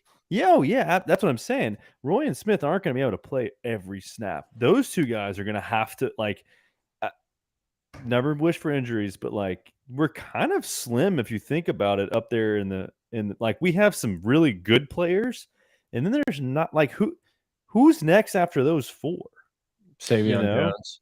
That's for a whole nother podcast, but we're okay. We're okay. I think Xavier Carter, Wiggins, maybe. I mean, it's all freshmen. It's all Wiggins, guys. Jones, like Brett mentioned. Yeah, there's some guys, but no, it's thin. There's no doubt about it that it's thin. We're good. That's probably the best 4 D tackles. That's the thing. Give or take 1 or 3 in the SEC, but Desmond Little is a guy that they like to play a lot. I think he could get some reps. Ends. They're not quality, and that's the biggest. It's not just culture change this season. It's going to be evident that we don't have the depth to compete in the end. And when we get into the game by game predictions, that's what some of the losses come. I predict us to lose to Alabama, not because we're not prepared. No spoilers. Not because we're not prepared or we're not going to compete with them. It's just going to be, when the game is on the line in the fourth quarter, they're going to have fresh bodies that are, 4 deep, and those 5-star guys, where if our defensive ends are weak, I don't think that, Xavier Carter is going to go in there and wreak havoc against Bryce Young. I just that's the problem we're going to encounter this season. Let's go into linebacker. It's one of those, how good is your good? LSU's good at the defensive line is as good or better than anyone in the country. The problem is it's how good is your average? It's that's different. That's great. It's not great. Mike Jones comes in as kind of the leader going into the season on defense and in that linebacker group. He gets Matt House to be his position coach. Matt House, the new defensive coordinator, is a linebackers coach. Mike Jones, obviously the guy that transferred from Clemson prior to last season. He played a full year with us. I think he's number 19. A lot of people have talked about how they could see Mike Jones being a number 18 type of cat. Jones is a guy that looked like he improved when the rest of the team was declining. Mike Jones kind of improved his play a little bit more. And so I'm anxious to see. He's kind of the guy that you think is probably going to start no matter what. I think Baskerville is somebody that, for whatever reason, has been talked about being in the doghouse. I don't know how true that is, but he's up there being talked about for the Butkus Award. I don't buy that just yet. I think Greg Penn is the guy that comes out of here as the new stud. And if we want to get into how we potentially talking about sleepers, I think Greg Penn is your biggest sleeper on defense. I think, for one, number 30 is a sick number for a linebacker. I love the way he looks. He just kind of fits the eye really well. But he was making very explosive plays in the spring game and kind of showed that I want this. I know that there's an open competition right now at this position. Damon Clark is gone. I'm filling this gap right now, and I'm going to turn the corner here. Everybody's kind of discounting me. They're thinking I'm not a bust. I've only been here a couple seasons, but it's time to shine, Greg Penn. If people are thinking, do we have anybody other than Mike Jones in Baskerville? I think Greg Penn's that guy. Obviously, we can go into the all-world recruit, Harold Perkins. And then you've got the transfer from South Carolina. I think his name is Kobe Fields. But the top guys, I think you're going to see Mike Jones and Greg Penn, with Baskerville being in there if he can adapt to this Matt House defense. Yeah, Mike Jones is kind of an interesting story. You definitely have to give the kid a lot of credit. He transferred from Clemson, shows up at LSU in kind of a weird time. Yeah. And didn't get to play. It was kind of we would every game we kind of sit around did Mike Jones, did anyone see Mike Jones tonight? What? And he just kept his head down, kept working, kept grinding, and he's turned into one of the leaders, if not the leader on that defensive, but definitely in the linebackers. But it's just cool to see. It's this dude could have easily just kind of waved the white flag, not giving a shit, rolled around, and he's just done nothing but work his ass off and seemed to be a great teammate. So it's awesome to see. Harold Perkins is a guy that you're just going to see on the field. Like, he's one of those talented guys. Yeah, you don't want to see him off the field. Yeah, no, you do not. That's a given. But he's a guy that just seems like it's going to be one of those where you're just like, we can't not play this guy, guys. Like, we have to figure out somewhere to put him, almost like how LSU and Dave Aranda did with old boy that went back to Baylor. Our boy Marcel Brooks, where it was just like, I don't think he fits here, but you have to play him. Yeah, whatever. I don't care. Texas, fuck him. Same. I just was thinking green jersey. I'm like, I can't call him. I know. That was Apu, two totally different size human beings there. That's okay. But he just he gives me off a little bit of those vibes where it's like, we might have to play this dude out of position just to get him on the field. No, 100%. Harold Perkins will see time. I think he's a guy that's going to be in a rotation somewhere. And again, like I keep going back to it. Like, this is not in stone. Like, none of these guys have a spot. Like, so the minute Mike Jones looks like he's slacking, the minute Baskerville or Greg Penn look like they can't cut it, Harold Perkins is going to get a crack at it. Kobe Fields is going to get a crack at it. Wes Weeks is going to get in there and get some playing time. So a lot of transfers, but also Mike Jones with that leadership ability. I love how they really have promoted Mike Jones as being that leader, because they need that on this defense. With the amount of transfers, they need somebody with an established voice. And I think Mike Jones is definitely that guy. Greg Penn busting out in the spring game. And like we said, Baskerville and Harold Perkins. That's probably who you're going to see mostly at linebacker. We did discuss the defensive back crew when we were going over like the question marks going into the season, because there's a lot of question marks on who these guys even are. In the spring game, you were able to see Makai Gardner. You were not able to see Jarek Bernard-Converse, who, according to the team, according to a lot of player interviews, he's like the best guy out of the group. So he's kind of like assumed to be that number one corner. He's a guy that's from Shreveport. He went to Oklahoma State. He was an all Big 12 corner out there with a really good defense. Don't know much about him other than that. And Makai Gardner, same thing at UL. He's a ULL product, a guy that transfers in, decides not to follow Billy Napier to Florida, but decides to come to LSU upon a transfer. So that's interesting to see as well. I know Billy Napier had quite a few guys follow him to Florida. It's interesting to see Gardner, who was one of their main studs, go to LSU. He has an opportunity to play right away. I see him as cornerback number 2. Yeah, the quarterback position just feels like the land of opportunity. Like, there's just so many options for these guys, someone to step up and end up being the alpha, because like, looking at it, man, there's just not a ton of people that have played any significant snaps at LSU. And, maybe that's a good thing. I don't know. Maybe that's a bad thing. But it's like, if the Terrence Welch comes in as an absolute stud, he's going to find his way onto the field. So I'm excited. This is the silver lining in this. And like I said, we have Seven Banks coming in from Ohio State as well. And I can't believe we have not seen any of the 7 gifts or anything from George Costanza and Seinfeld about naming his child 7. Like, this is the first time I actually have seen somebody with the first name 7. And that was George's. Like, can you imagine if next year we get a Soda? Like, it wasn't that his fallback name? Like, George had to go with Soda or whatever. It was the one he tried to do after like it got picked. He was like, "Well, I can come up with a better one." Yeah, he's like, "What about Soda?" Yeah, no, but what I like about this though is you don't have an Eli Ricks, you don't have a Derek Stingley, you don't have those guys, but they felt like when they came to LSU, and Eli Ricks was great for us, and so was Stingley to an extent for a season. These guys have to prove themselves. Jarek Bernard-Converse, Makai Gardner, Seven Banks, they're using LSU as a platform for this season to be the best that they can be. They came here to be the new face of DBU, whether it be just for one season and they're out of here. They're not here to piss and moan and kind of just be like, I've already proven myself. I'm going to just kind of do my thing and not really receive coaching and not buy in. Like, they have to. That's why they're here. And you kind of just cherry picked the best players from some of these schools, not Seven Banks, but like Oklahoma State's pissed off as hell that Jared Bernard-Converse came to LSU. Makai Gardner coming from ULL, like this is a guy that I'm sure a ton of Cajun fans were thinking like, well, at least Gardner stayed, and at least we have a guy that can lock down one side of the field. He's at LSU now, and he's trying to make a name for himself. So these guys are hungry is the point, is what I'm saying.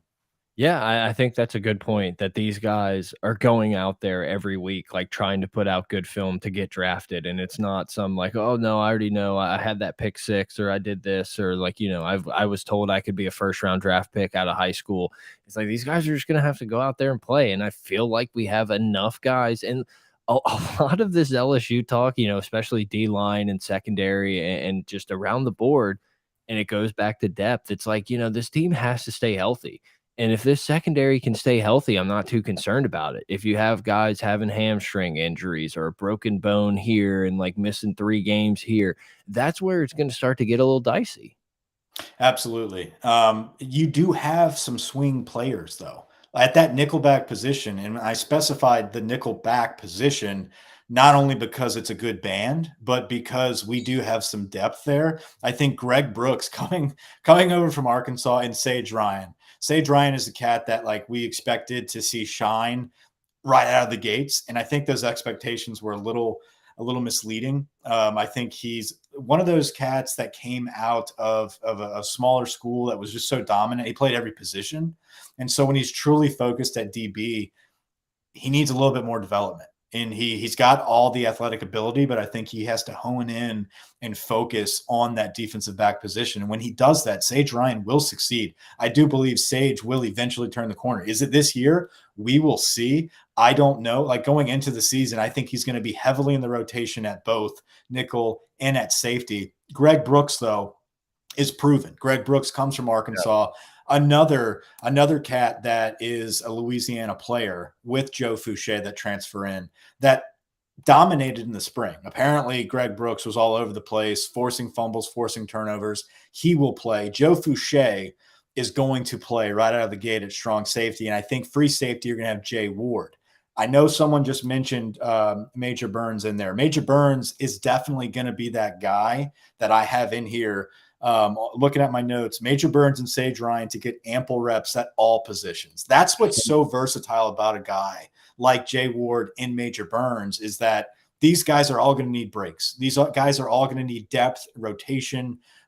Major Burns is one of those guys, and Jay Ward, that can swing out to corner to give a breather. Major Burns can come in there at safety and give Joe Fouché a break. Joe Fouché is a big-bodied cat. Like, he's not going to be on the field 24/7. Sage Ryan and Burns are going to rotate in there as well. I'm not big on tolls. I'm not big on a lot of the other safeties that are rotated there. Basically, the names that were just mentioned, I see that being the crew this year. Yeah, I mean, when I look at these safeties, I feel like there's 4-ish, 5, and you know, obviously some DBs are thrown in tier 2. It's like you could see like 4 or 5 of these guys like battling it out for those 3 spots, and it's like I feel like we're going to be in good position with the guys that come out ahead. Like, you got to think Fouché is going to probably be in there. You think Brooks is going to be in there. Jay Ward's going to be probably the guy to start, and then like you said, friend of the program, Major Burns. I think I don't know what's up with Derek Davis. Mike, do you know what's up with Derek Davis? I don't. And that's what I was saying. I think Derek Davis, Tolles, there's a couple other names that are on the roster that we've had high hopes for. And they're still young. Davis was like really highly recruited. Did he get hurt last year? I don't know. I don't know much about Derek Davis. I always got him confused with Deion Smith. I don't know why. I'm pretty sure he was like highly 4-star and then didn't. No, like, him and Sage Ryan were like neck and neck, and they didn't. Do not be confused. Well, Sage Ryan got Drake Davis. Don't be confused with that. That would be a bad deal. Ezekiel Mata, Trey Finnison, kickers, no idea. Jay Bramblay and Peyton Todd at punter. I think one of those. I think Bramblay is the guy that we got as a transfer. Peyton Todd is the 4.0. Grant, do you want to make any predictions on GPAs since we're sitting here in the specialist, or are we just be good? This will be the highest GPA group. No. Okay. What? You asked the question. The punters or the kickers?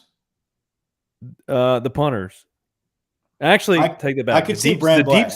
The deep snappers will be first, then the punters, then the place kickers. All right. I've got nothing to talk about when it comes to the specialists. Yeah. Do you guys want to roll through the coaches? Yeah. Or do y'all want to go straight to the schedule and just skip the coaches? I feel like we've talked a lot of coaches. I mean, we can just kind of pull it up real quick and do it. I mean, I feel like I've kind of said my piece on Denbrock. I'm excited. I think he'll be fine, but it's like I'm not going to be like totally shocked if it doesn't super work out. You know, obviously we were super stoked when it happened, and it feels like it's kind of a little bit worn off, but like Frank Wilson is an all-time get. Like any program in the country, Frank Wilson would be like on the list of snag. Yeah. So it's like, you know, obviously we were super hyped and freaking out when it happened, but it just feels like it's kind of calmed down, and it's like, oh yeah, fuck yeah, Frank, we got Frank. Forgot Frank is on there. Look at the Godfather. I go to the next page, Grant. So we've got obviously is Brian Kelly's eye okay? Yeah, it's good. You got Brian Kelly, Matt House, most PE teacher looking guy on the planet. He is a PE teacher. Brad Davis, the only guy that really got a spot as a position coach from the old staff, truly showed his colors when it came to leadership ability by bringing those guys through the bowl game. So I think that they're pretty excited about that.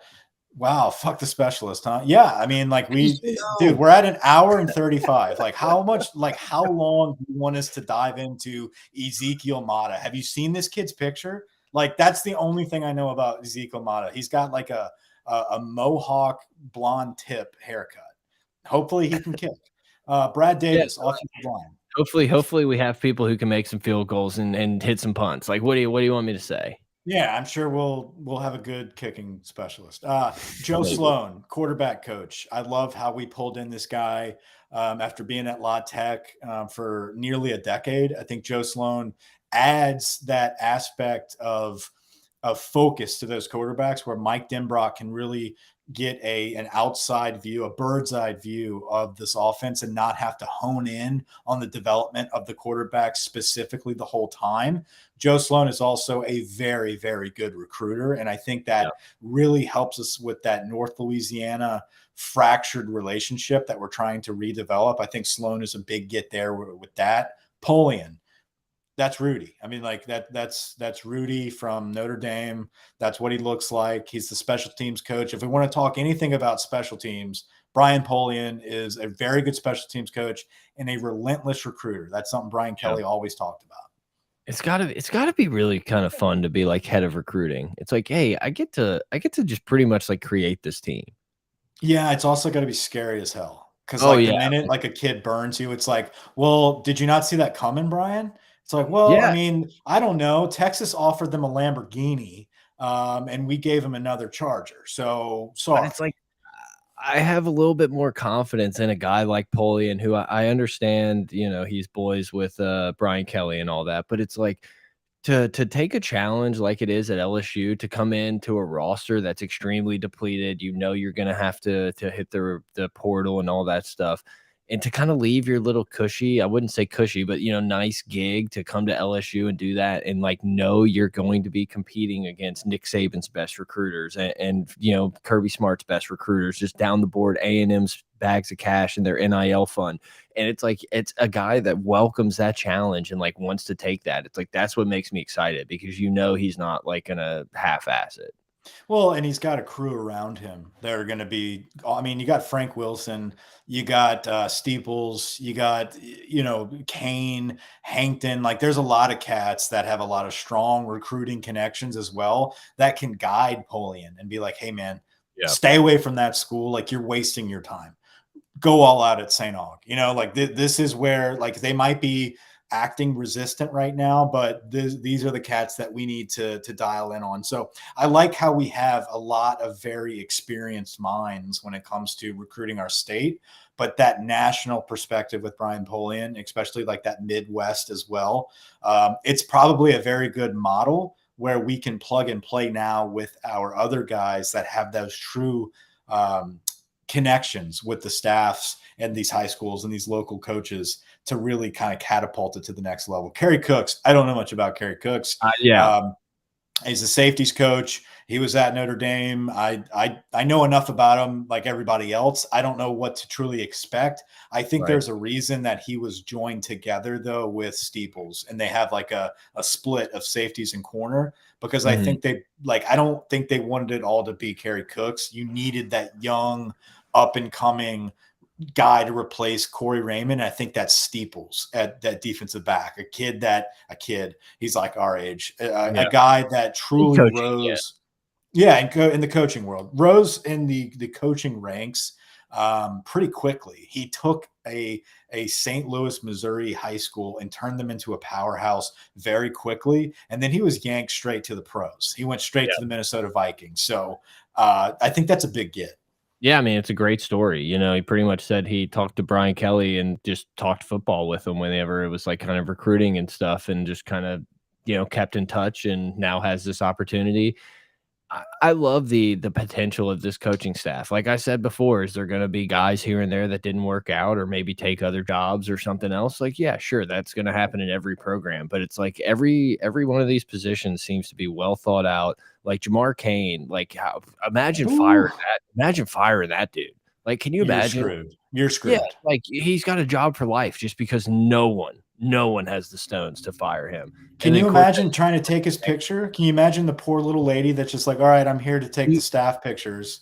Do you want to never mind. No. Okay. I'll just take it. Never mind. Yeah. I said 3, 2, 1 cheese. Yeah. It's like, I don't need that. Like Cortez Hankton is a guy that, like, if he wanted to sell some fucking snake oil or something on YouTube or, make some video about it, I'd probably buy it. Like, this dude is just so convincing to me. What are you talking about, Grant? What is snake oil? Snake oil is something you would never want to buy, but like, Cortez Hankton could get you to do it. This will make your Johnson 9 inches longer if you just take this pill for 3 days. Like, okay. I just wanted to clear it up for the people that were wondering and never heard of it.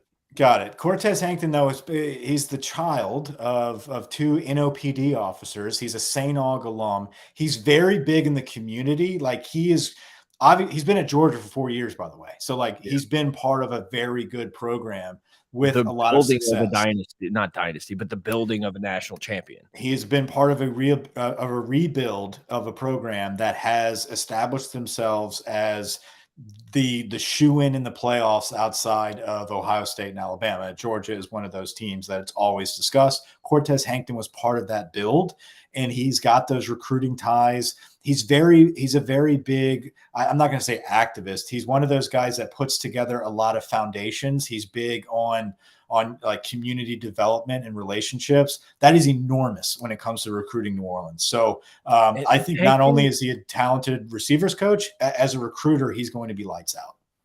Yeah, Hankton just seems like such a no-nonsense guy. It's like I love having him in the wide receivers room, and it's so dumb, and it's just like such a stupid thing. But he almost reminds me of like when you watched Hard Knocks a couple years ago, and Jarvis Landry was just like laying into dudes in the like film room, talking about how you have to like actually give a shit and play. That's just kind of what like the vibe I get from Cortez Hankton. Like, I'm going to do everything I can to help you, but like, you got to help yourself. And it's like, this is the way life is. I'm not going to hold your hand. We're not going to worry about this. Like, oh, he's an asshole. Like, he definitely seems like somebody that's not going to just like dap you up every time you do something wrong and be like, it'll be all right. Like, you got this. No, like, this dude is going to be on your ass.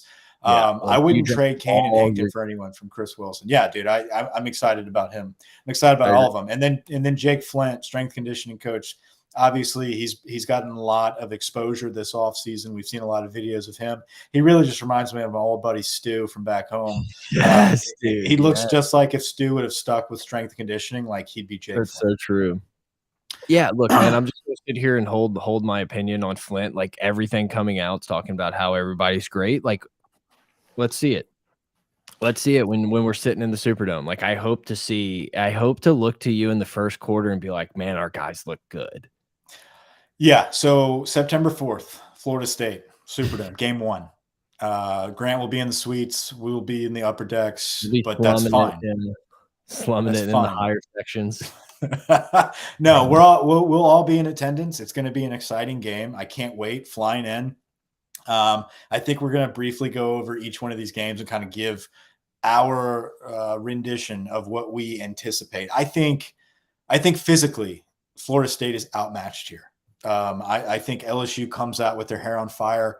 I believe that this is a game that it's not even close. And I firmly believe that LSU wins by at least 20 points. I think out of the gates, we look like a dominant team, a dominant program, and it's almost like a tease. Like it's a sense of false security and false assurance that, oh, we're back. And Brian Kelly did it week 1. It's like, no. Florida State sucks. And we kind of forget that every single year.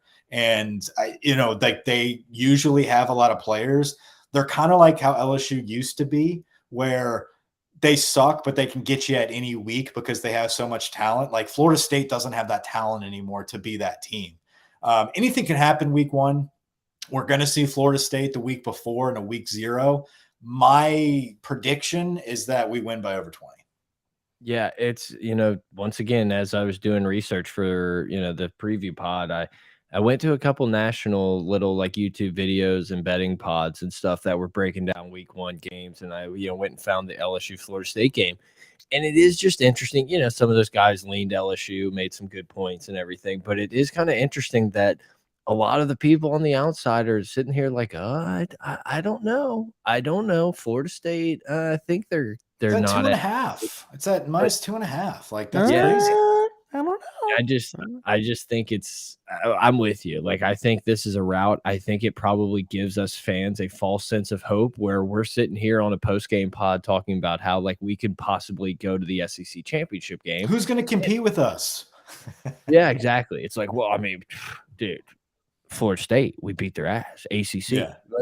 I just think it's very possible LSU gets into the meat of their schedule at 4, 5, 6-0, and I know we're going to go through it, and then it turns out to be a little fraudulent, and like this is one of those games that could be like, oh, Mike, we're back. Yeah, and I don't want to harp on fraudulent. I think like the expectations of coming into the season and seeing us blow out the doors against Florida State and sit back being like, this is a 10-11 win team, like that is where we need to dial it back a notch. Like we really need to go into the season with, this is a culture change. We're implementing a foundation of organization, period. Like record aside, if we succeed at that, we will have a decent enough record to be happy about our year. It doesn't have to be an SEC championship. It doesn't have to be a 10-win season. Like I anticipate this being 8-4, 9-3, and we'll get into it. But that's okay if we actually accomplish what we're trying to do from a structure and organizational standpoint. Southern, back at home, September 10th. That's a win. Lots of reps. Focus on fundamentals. We're going to be getting our guys reps. We're going to do some experiments leading into Mississippi State at home, September 17th. Another rep, not a rent to win, but the first, like, this is comparable to Florida State, confidence building win at home. I think our guys are going to be oiled up, juiced up, ready to roll. I don't see us losing that game. Yeah, Southern's a game Walker Howard could see some action. Yeah, absolutely. Yeah. I mean, and Mississippi, go ahead. Yeah, I was just going to say, I mean, I think anyone sitting here would just count the Mississippi State game as a win. Is it one of those games that could get weird? And could Mike Leach have, could we get absolutely dimed up by some quarterback that threw it 63 times that game? Yeah, it's definitely possible. But yeah, I mean, I think we're all just sitting here tracking off a win. I'm more nervous about that game than like Auburn and Tennessee because it's the first real test. Well, I don't think it's the first real test. This is why I disagree. But for a home game, it's the first time that the whole staff and all these new guys have to sit there in the environment of that's fine. But I also think that like Brian Kelly and his staff are going to be prepared for Mike Leach, where like we were not prepared, any of our other staffs against, like we always looked past Mississippi State. We are not looking past Mississippi State with Brian Kelly. I would love to beat them like 38. I don't think we're going to blow them out. I think it will be one of those like we're going to have to adjust to what they're doing. Matt House might need to like figure some shit out on the fly, but it's going to be one of those second halves where you're like, okay, we can take a deep breath. Like this isn't the LSU of old. We're going to milk this clock out and then pull away because we're not just going to milk the clock and not convert. Like we're going to convert, we're going to put up points, and we're going to do it in a very structured way that like we're supposed to beat Mississippi State and we're going to beat Mississippi State. That I don't anticipate that being a loss. New Mexico, September 24th, another Rena win. Some young guys might get some reps. This is the tune-up game for the big Auburn matchup. And I put in the notes here, this is going to be that week where we're 4-0 going into Auburn, and we're looking around and being like, guys, remember, we haven't played anybody. We're probably ranked. We might be ranked. 100%. Yeah, we'll be ranked. 4-0, they're going to be ranked. Yeah, we're going to be ranked. I don't know will we be ranked before that game? Yeah. Yeah, we're gonna blow the doors off of Florida State, and people are gonna jump all over it and be like, "Oh, maybe this is Brian Kelly. Like, maybe this is gonna be a really good deal." Not high. I mean, all right, let's put 20. this down. So what will our ranking be going into Auburn? 12. Well, I think we're gonna be higher than that. I think like 16. Okay, all right. Yeah, I mean, look, man, like the entire world's down on Auburn. Auburn is always kind of a scary game to me. It feels like one day I would like to go to a game there. It feels like it would be a fun place to watch a big SEC matchup. But once again, you got to kind of lean LSU here. The entire world. I mean, Auburn was picked literally dead last in the West. And I know that doesn't mean anything when the media members pick who's going to win games, but you just have to think LSU is probably the better team in this matchup. I do think LSU is the better team. I'm not afraid at all. Like, it's at Auburn, so that's obviously like the big edge to them. That's the edge to them. But like, they have Finley and Calzada. That neither of those kids scare me.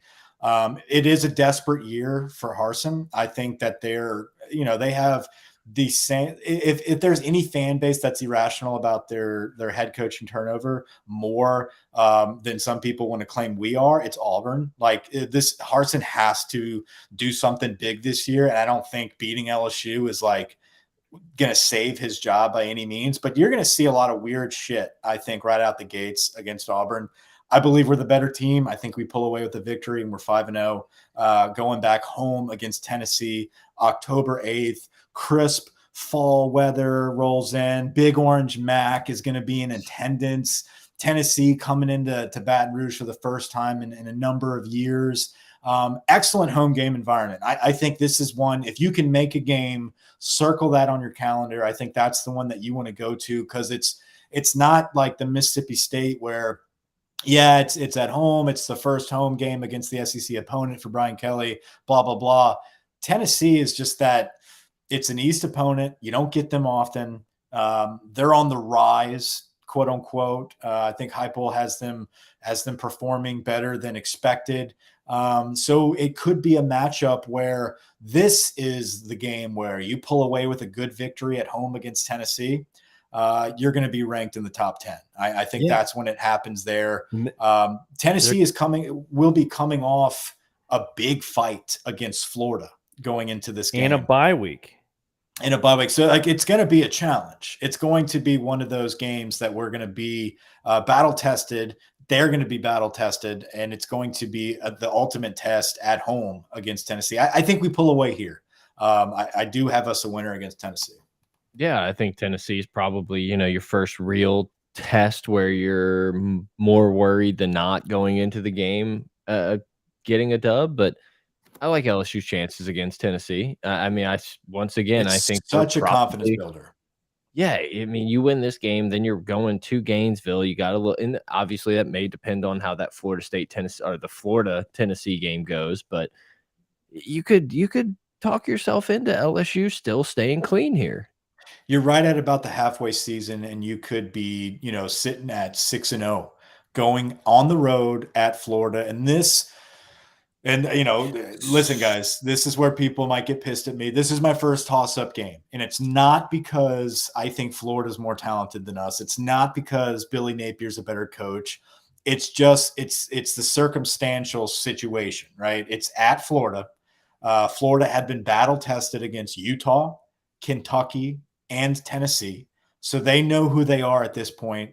This is their big home game against LSU, and Billy Napier has it out for nobody more than this LSU administration for not giving him the job that he truly wanted. I really think that will add to some of the game plan when it comes to the preparation. He's got this one circled. This is my first toss-up game out of the season. If you're going to mark a loss anywhere, I would potentially go with at Florida on October 15th. Yeah, and once again, I think LSU probably goes into Florida as a better team under that year one coach. And the thing that worries me with Florida, and this could be completely off, but I truly believe Anthony Richardson at quarterback at Florida is going to win you games and going to absolutely kind of screw you over and lose you some games. Like he's AR-15. Yeah, no, we don't say that anymore. Now the video is gonna be taken down. Shit. It just feels like you don't want to get absolutely just what the hell happened? I can't believe he absolutely destroyed us and looked like Cam Newton out there, and then the next week looked like shit. I can just kind of see that happening with him, where it's a little bit of a boom and bust, where one week you think he's going to win the Heisman, and the next week you're they got to find a different quarterback. Yeah, they're hyping him up pretty hard, and he looks good. Yeah, he looks good. He looks like somebody that's going to be a load, man. Him and the cat from Arkansas are both going to be throwing ropes. Right. They're going to be some guys. Yeah, it's what if we just can't we haven't gotten to A&M yet, Mike. Okay, hold off on these jokes. But if you made me pick, I would still say I think LSU probably beats Florida. I mean, dude, other than Bama, I could convince myself that we could beat anybody, but that's just, we know that's not realistic. So that's just why I kind of go with Florida first. And then I have a feeling that you're going to jump on this Ole Miss thing. We're going to kind of go back and forth here. But I think if you lose to Florida, I think a big game that you have to rebound is at home against Ole Miss. October 22nd, back home against a very exciting Ole Miss Lane Kiffin team.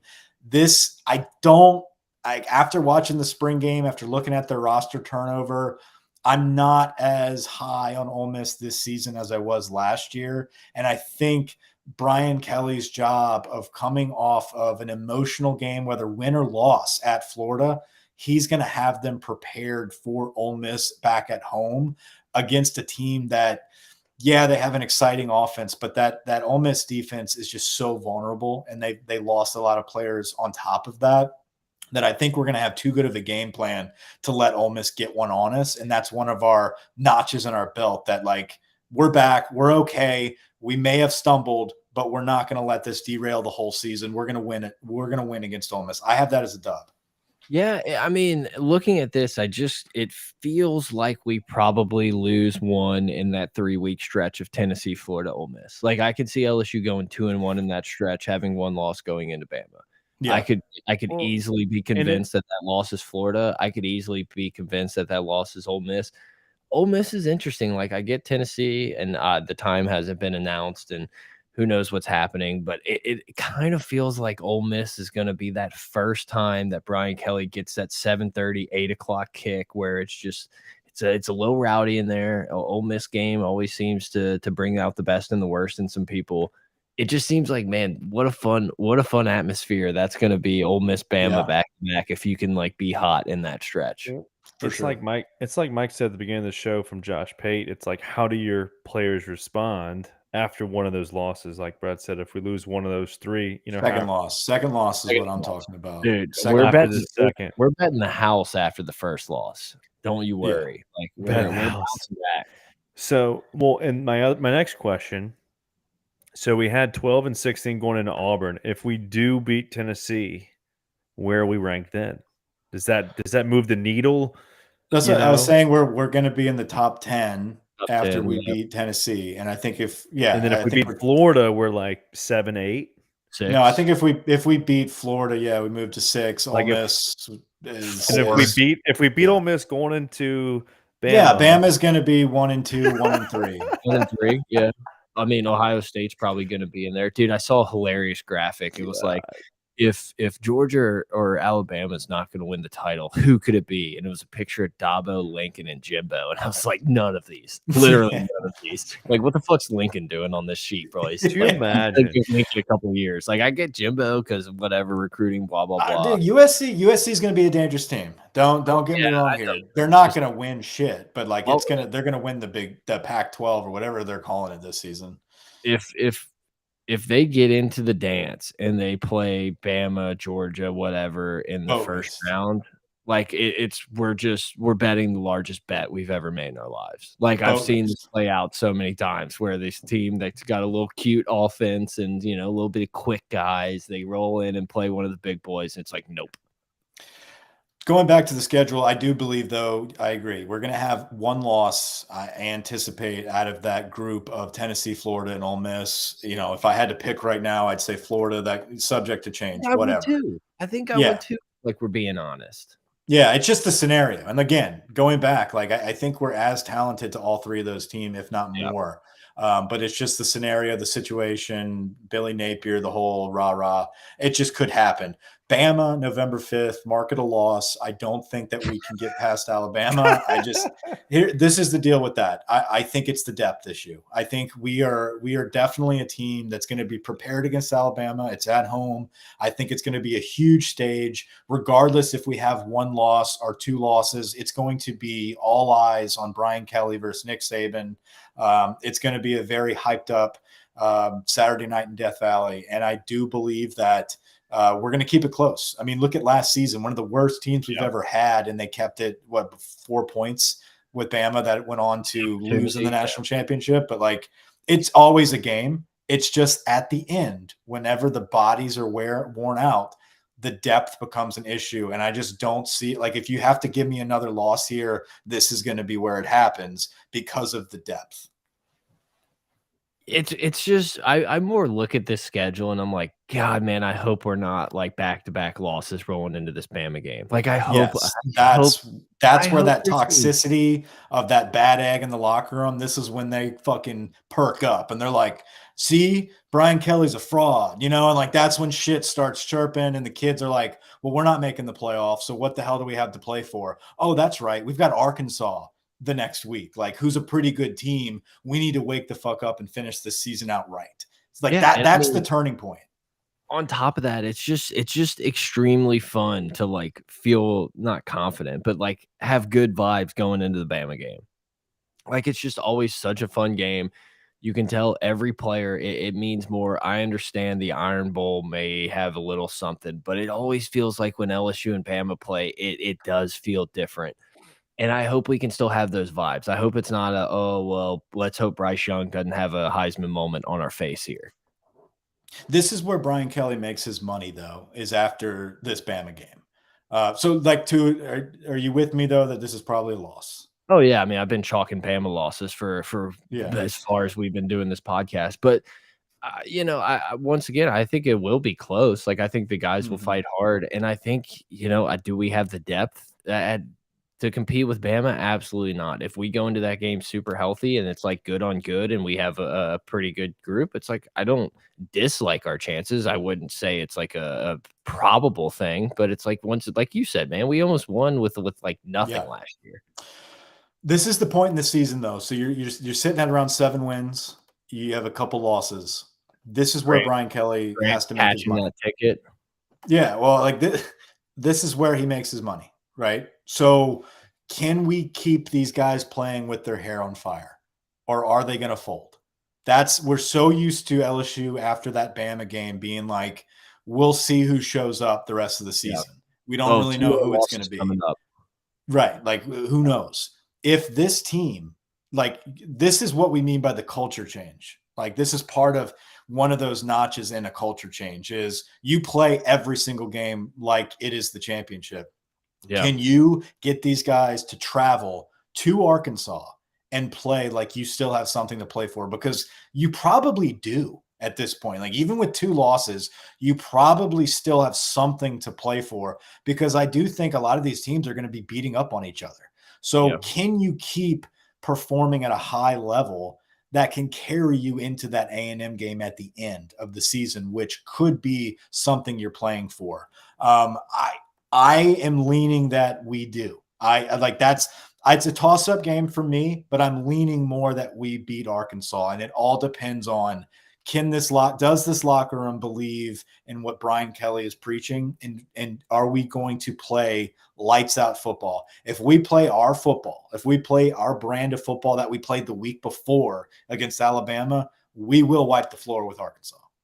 Yeah, if not, they will beat us.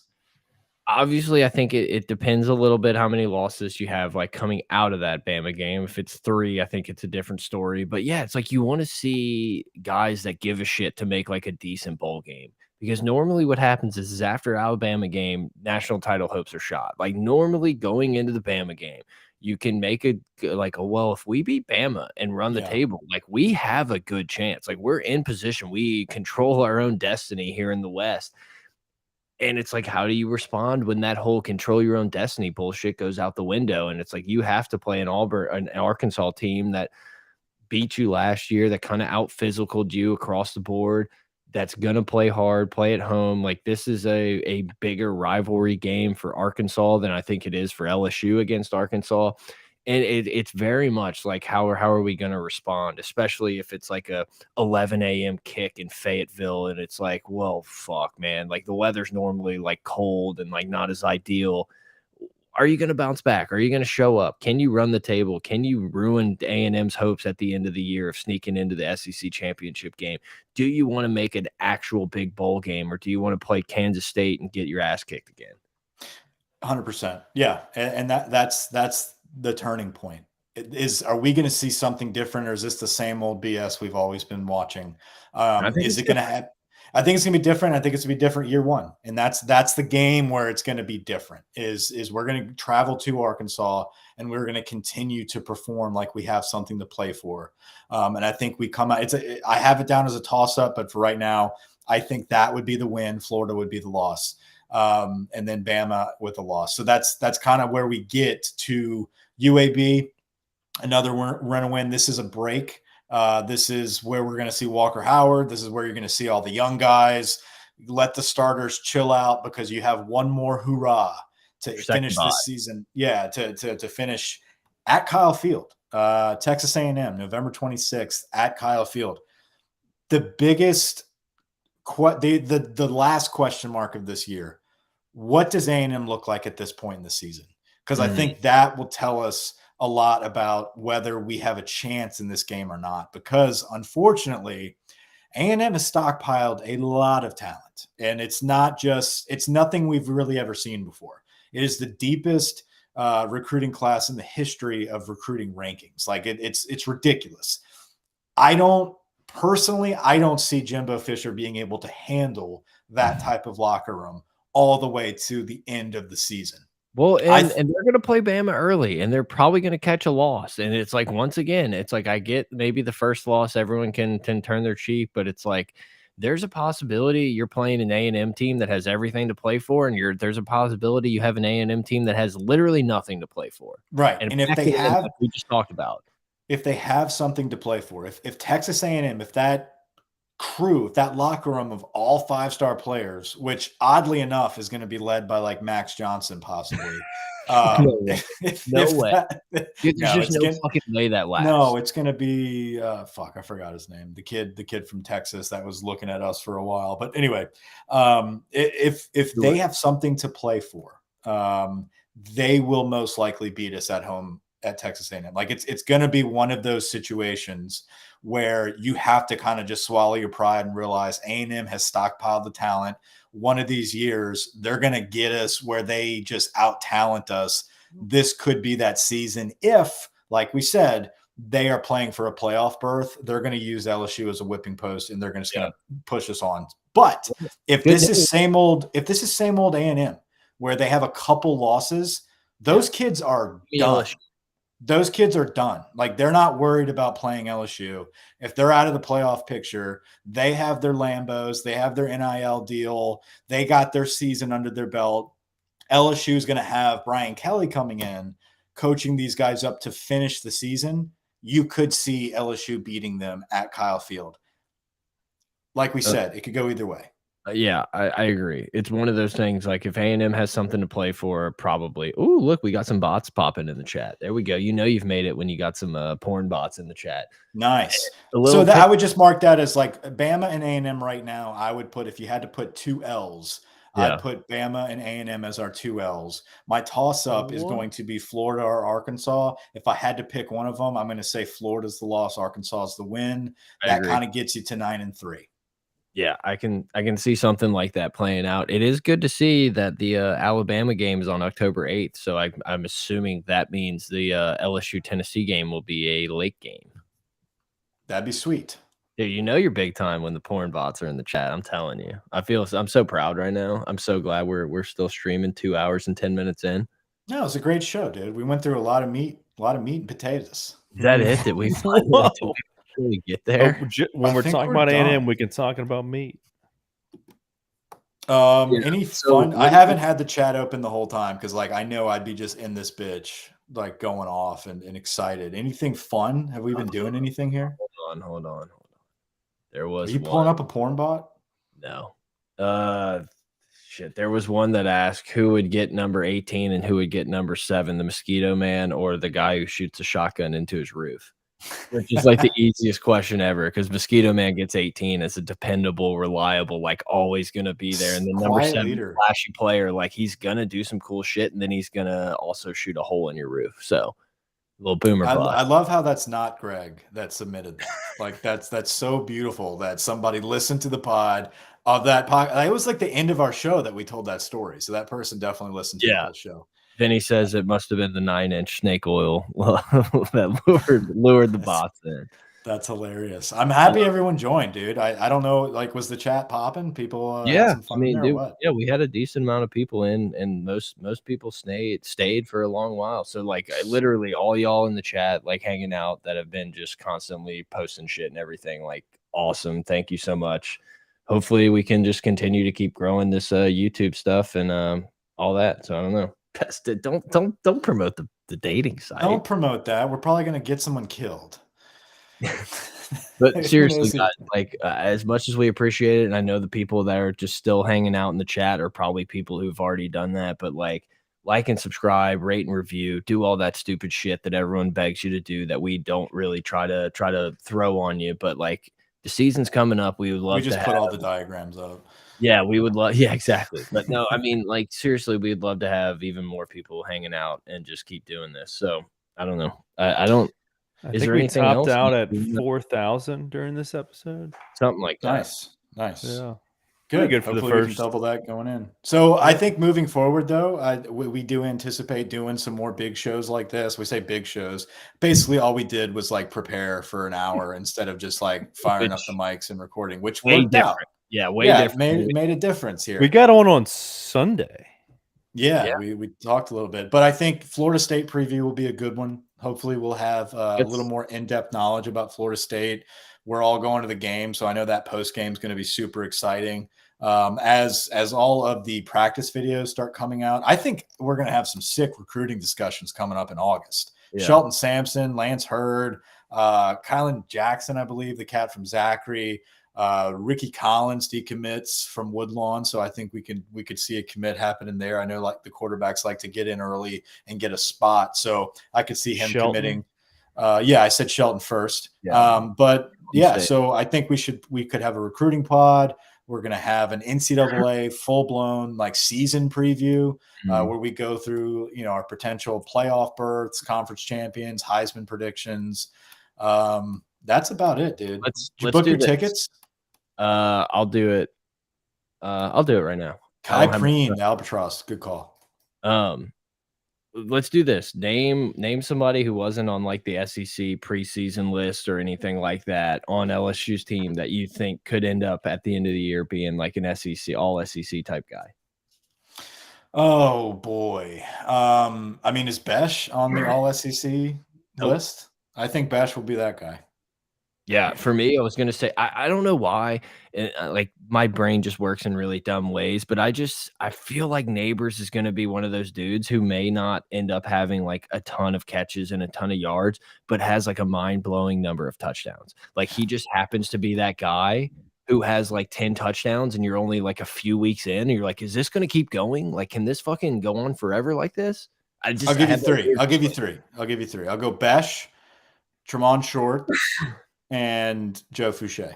Okay, I think those three guys, those are three sleepers that could blow up and be potentially all SEC players. I think Emery's kind of an easy one to throw out there, so I won't even do that. And obviously it's hard to make it as a running back, but the two in my head were Mike Jones and I just blanked on his name. We just talked about him. He's fucking gone now. Neighbors, yeah. I think Weeks. I'm not saying he's an all-conference guy. Wes Weeks. I'm not saying he's an all-conference guy. That's what we're asking, Grant. No, I know. Well, so this is a different category. No, we said who could potentially be an all SEC player. Wait, yeah, but you just you said Mike. I said Tremont Schwartz, Jack Besh, and Joe Fouché. Gotcha. I think either of those three guys. Honorable mention, Jay Ward. Possibly. Probably not. Maybe not. I was just going to throw out some of the most underrated guys that are just going to contribute in the team. Okay. Well, then, West Weeks. Nice. I think whatever segment you want to do, Grant, this is your time. I think Wes Weeks has a great shot to pass up one of those other three guys. That is my prediction for the year. That is my one position group overtaking prediction. Yeah, and I think I saw Stevens pop in here, our boy, talk about how if the defensive back room has some injuries, that could be like the turning point and the breakdown of this season. That's where he says, Lamar Stevens says, injuries in the secondary is the only place that would break our backs late in the season. I think that and defensive end, if our edge rushers go down and our DBs, if any of the one of them get hurt, you could have some vulnerability there that teams will take massive advantage of, and you could easily see that be the turning point in a win or a loss, and you could slide to 8-4 or 7-5. So I don't think that.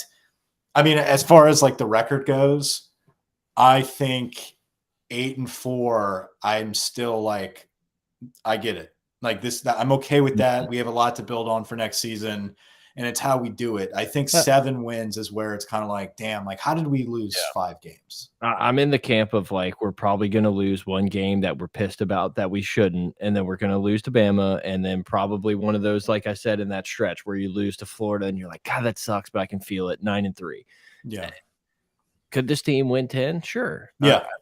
It's one of those things we've talked about it. I just, if this team is very lucky in that injury health and staying clean in the right positions, this team has the ability to beat every team, including Alabama, every team on their schedule. Will they? Probably not. But they win healthy, good on good, best 11 on 11 or 22. I know we don't talk about special teams, so 22 on 22. LSU can compete with everybody out that they're going to play. Will they be? Listen, if this is Notre Dame's schedule and we're an independent team, we're going to, we can go into this season thinking hey, we have a chance to win 11 games. And I'll be mad if we only are 9-3, but we're in the SEC West, you have to understand, you have to know your expectations going into this, and you have to know your limitations. And I think we're limited in some areas when it comes to depth, when it comes to the culture that's being changed. And that's a big process that we're going to have to work through. But guess what, guys? We have the winningest coach currently coaching, the all-time winningest coach in Notre Dame history. I think we're going to be okay in the coaching department. Yeah. So it comes to development and depth. What's the number that you get a little worried? If LSU wins 6 games, are we? Yeah. If we're 6-6, I'm something happened. Something happened that we don't know about, that only Derek Panamsky knows. So I don't know. Grant, you crushed it with everything and the graphics and everything tonight. Good job. So I'm going to make sure you have the ability to say whatever it is that you need to say before we close. Yeah, dude, we're going to toss you $10 from our Blue Wire account. 90%. That's So have you ever bought something from the store and then you found a receipt in the pocket of those clothes? Yeah. No. Wait, the clothes that you bought had a receipt in them? Yeah. My wife bought a dress today or yesterday, and she tried it on today, receipt for the Boulevard in Covington. And she was like, "Oh my God, this person bought this dress and returned it." Yeah, people do. Women do that. Obviously, it's way more standard than you would think in that group of humans. Like, we don't identify gender on this pod. Y'all do that? We're very open to everybody, but I think that happens more than you would. I need to start doing so that. What would you I need do? to start what would like you buying do? some really cool like quarter zips at like pro shops, and then like playing around, and then like going back in and be like, this didn't work out for me. It didn't fit. Oh, do you we can swap out sizes. No. I'll just take a refund. So what would you do if you tried those pants on and they had a receipt to walk-ons in Covington? I'm well aware that people are trying these clothes on before I buy them. Yeah, I mean, dude, like, is there a stain on it? If I'm not buying boxers with receipts in them. I literally don't go anywhere. I don't buy clothes. Like, I don't put myself in any of these predicaments, so I don't know. Good show, guys. No, that's all I had. I had a blast. I feel like there's probably so many things we could like continue to talk about, but that's okay. We'll save that for another time. Yeah, we have plenty more pods to go. Thanks for joining the chat, guys. Thanks for listening. Share it with your peeps, all that good shit. Grant for president. All right, guys, let's not give Grant that much love in the chat. All right, boys, let's calm it down. Over and out, boys.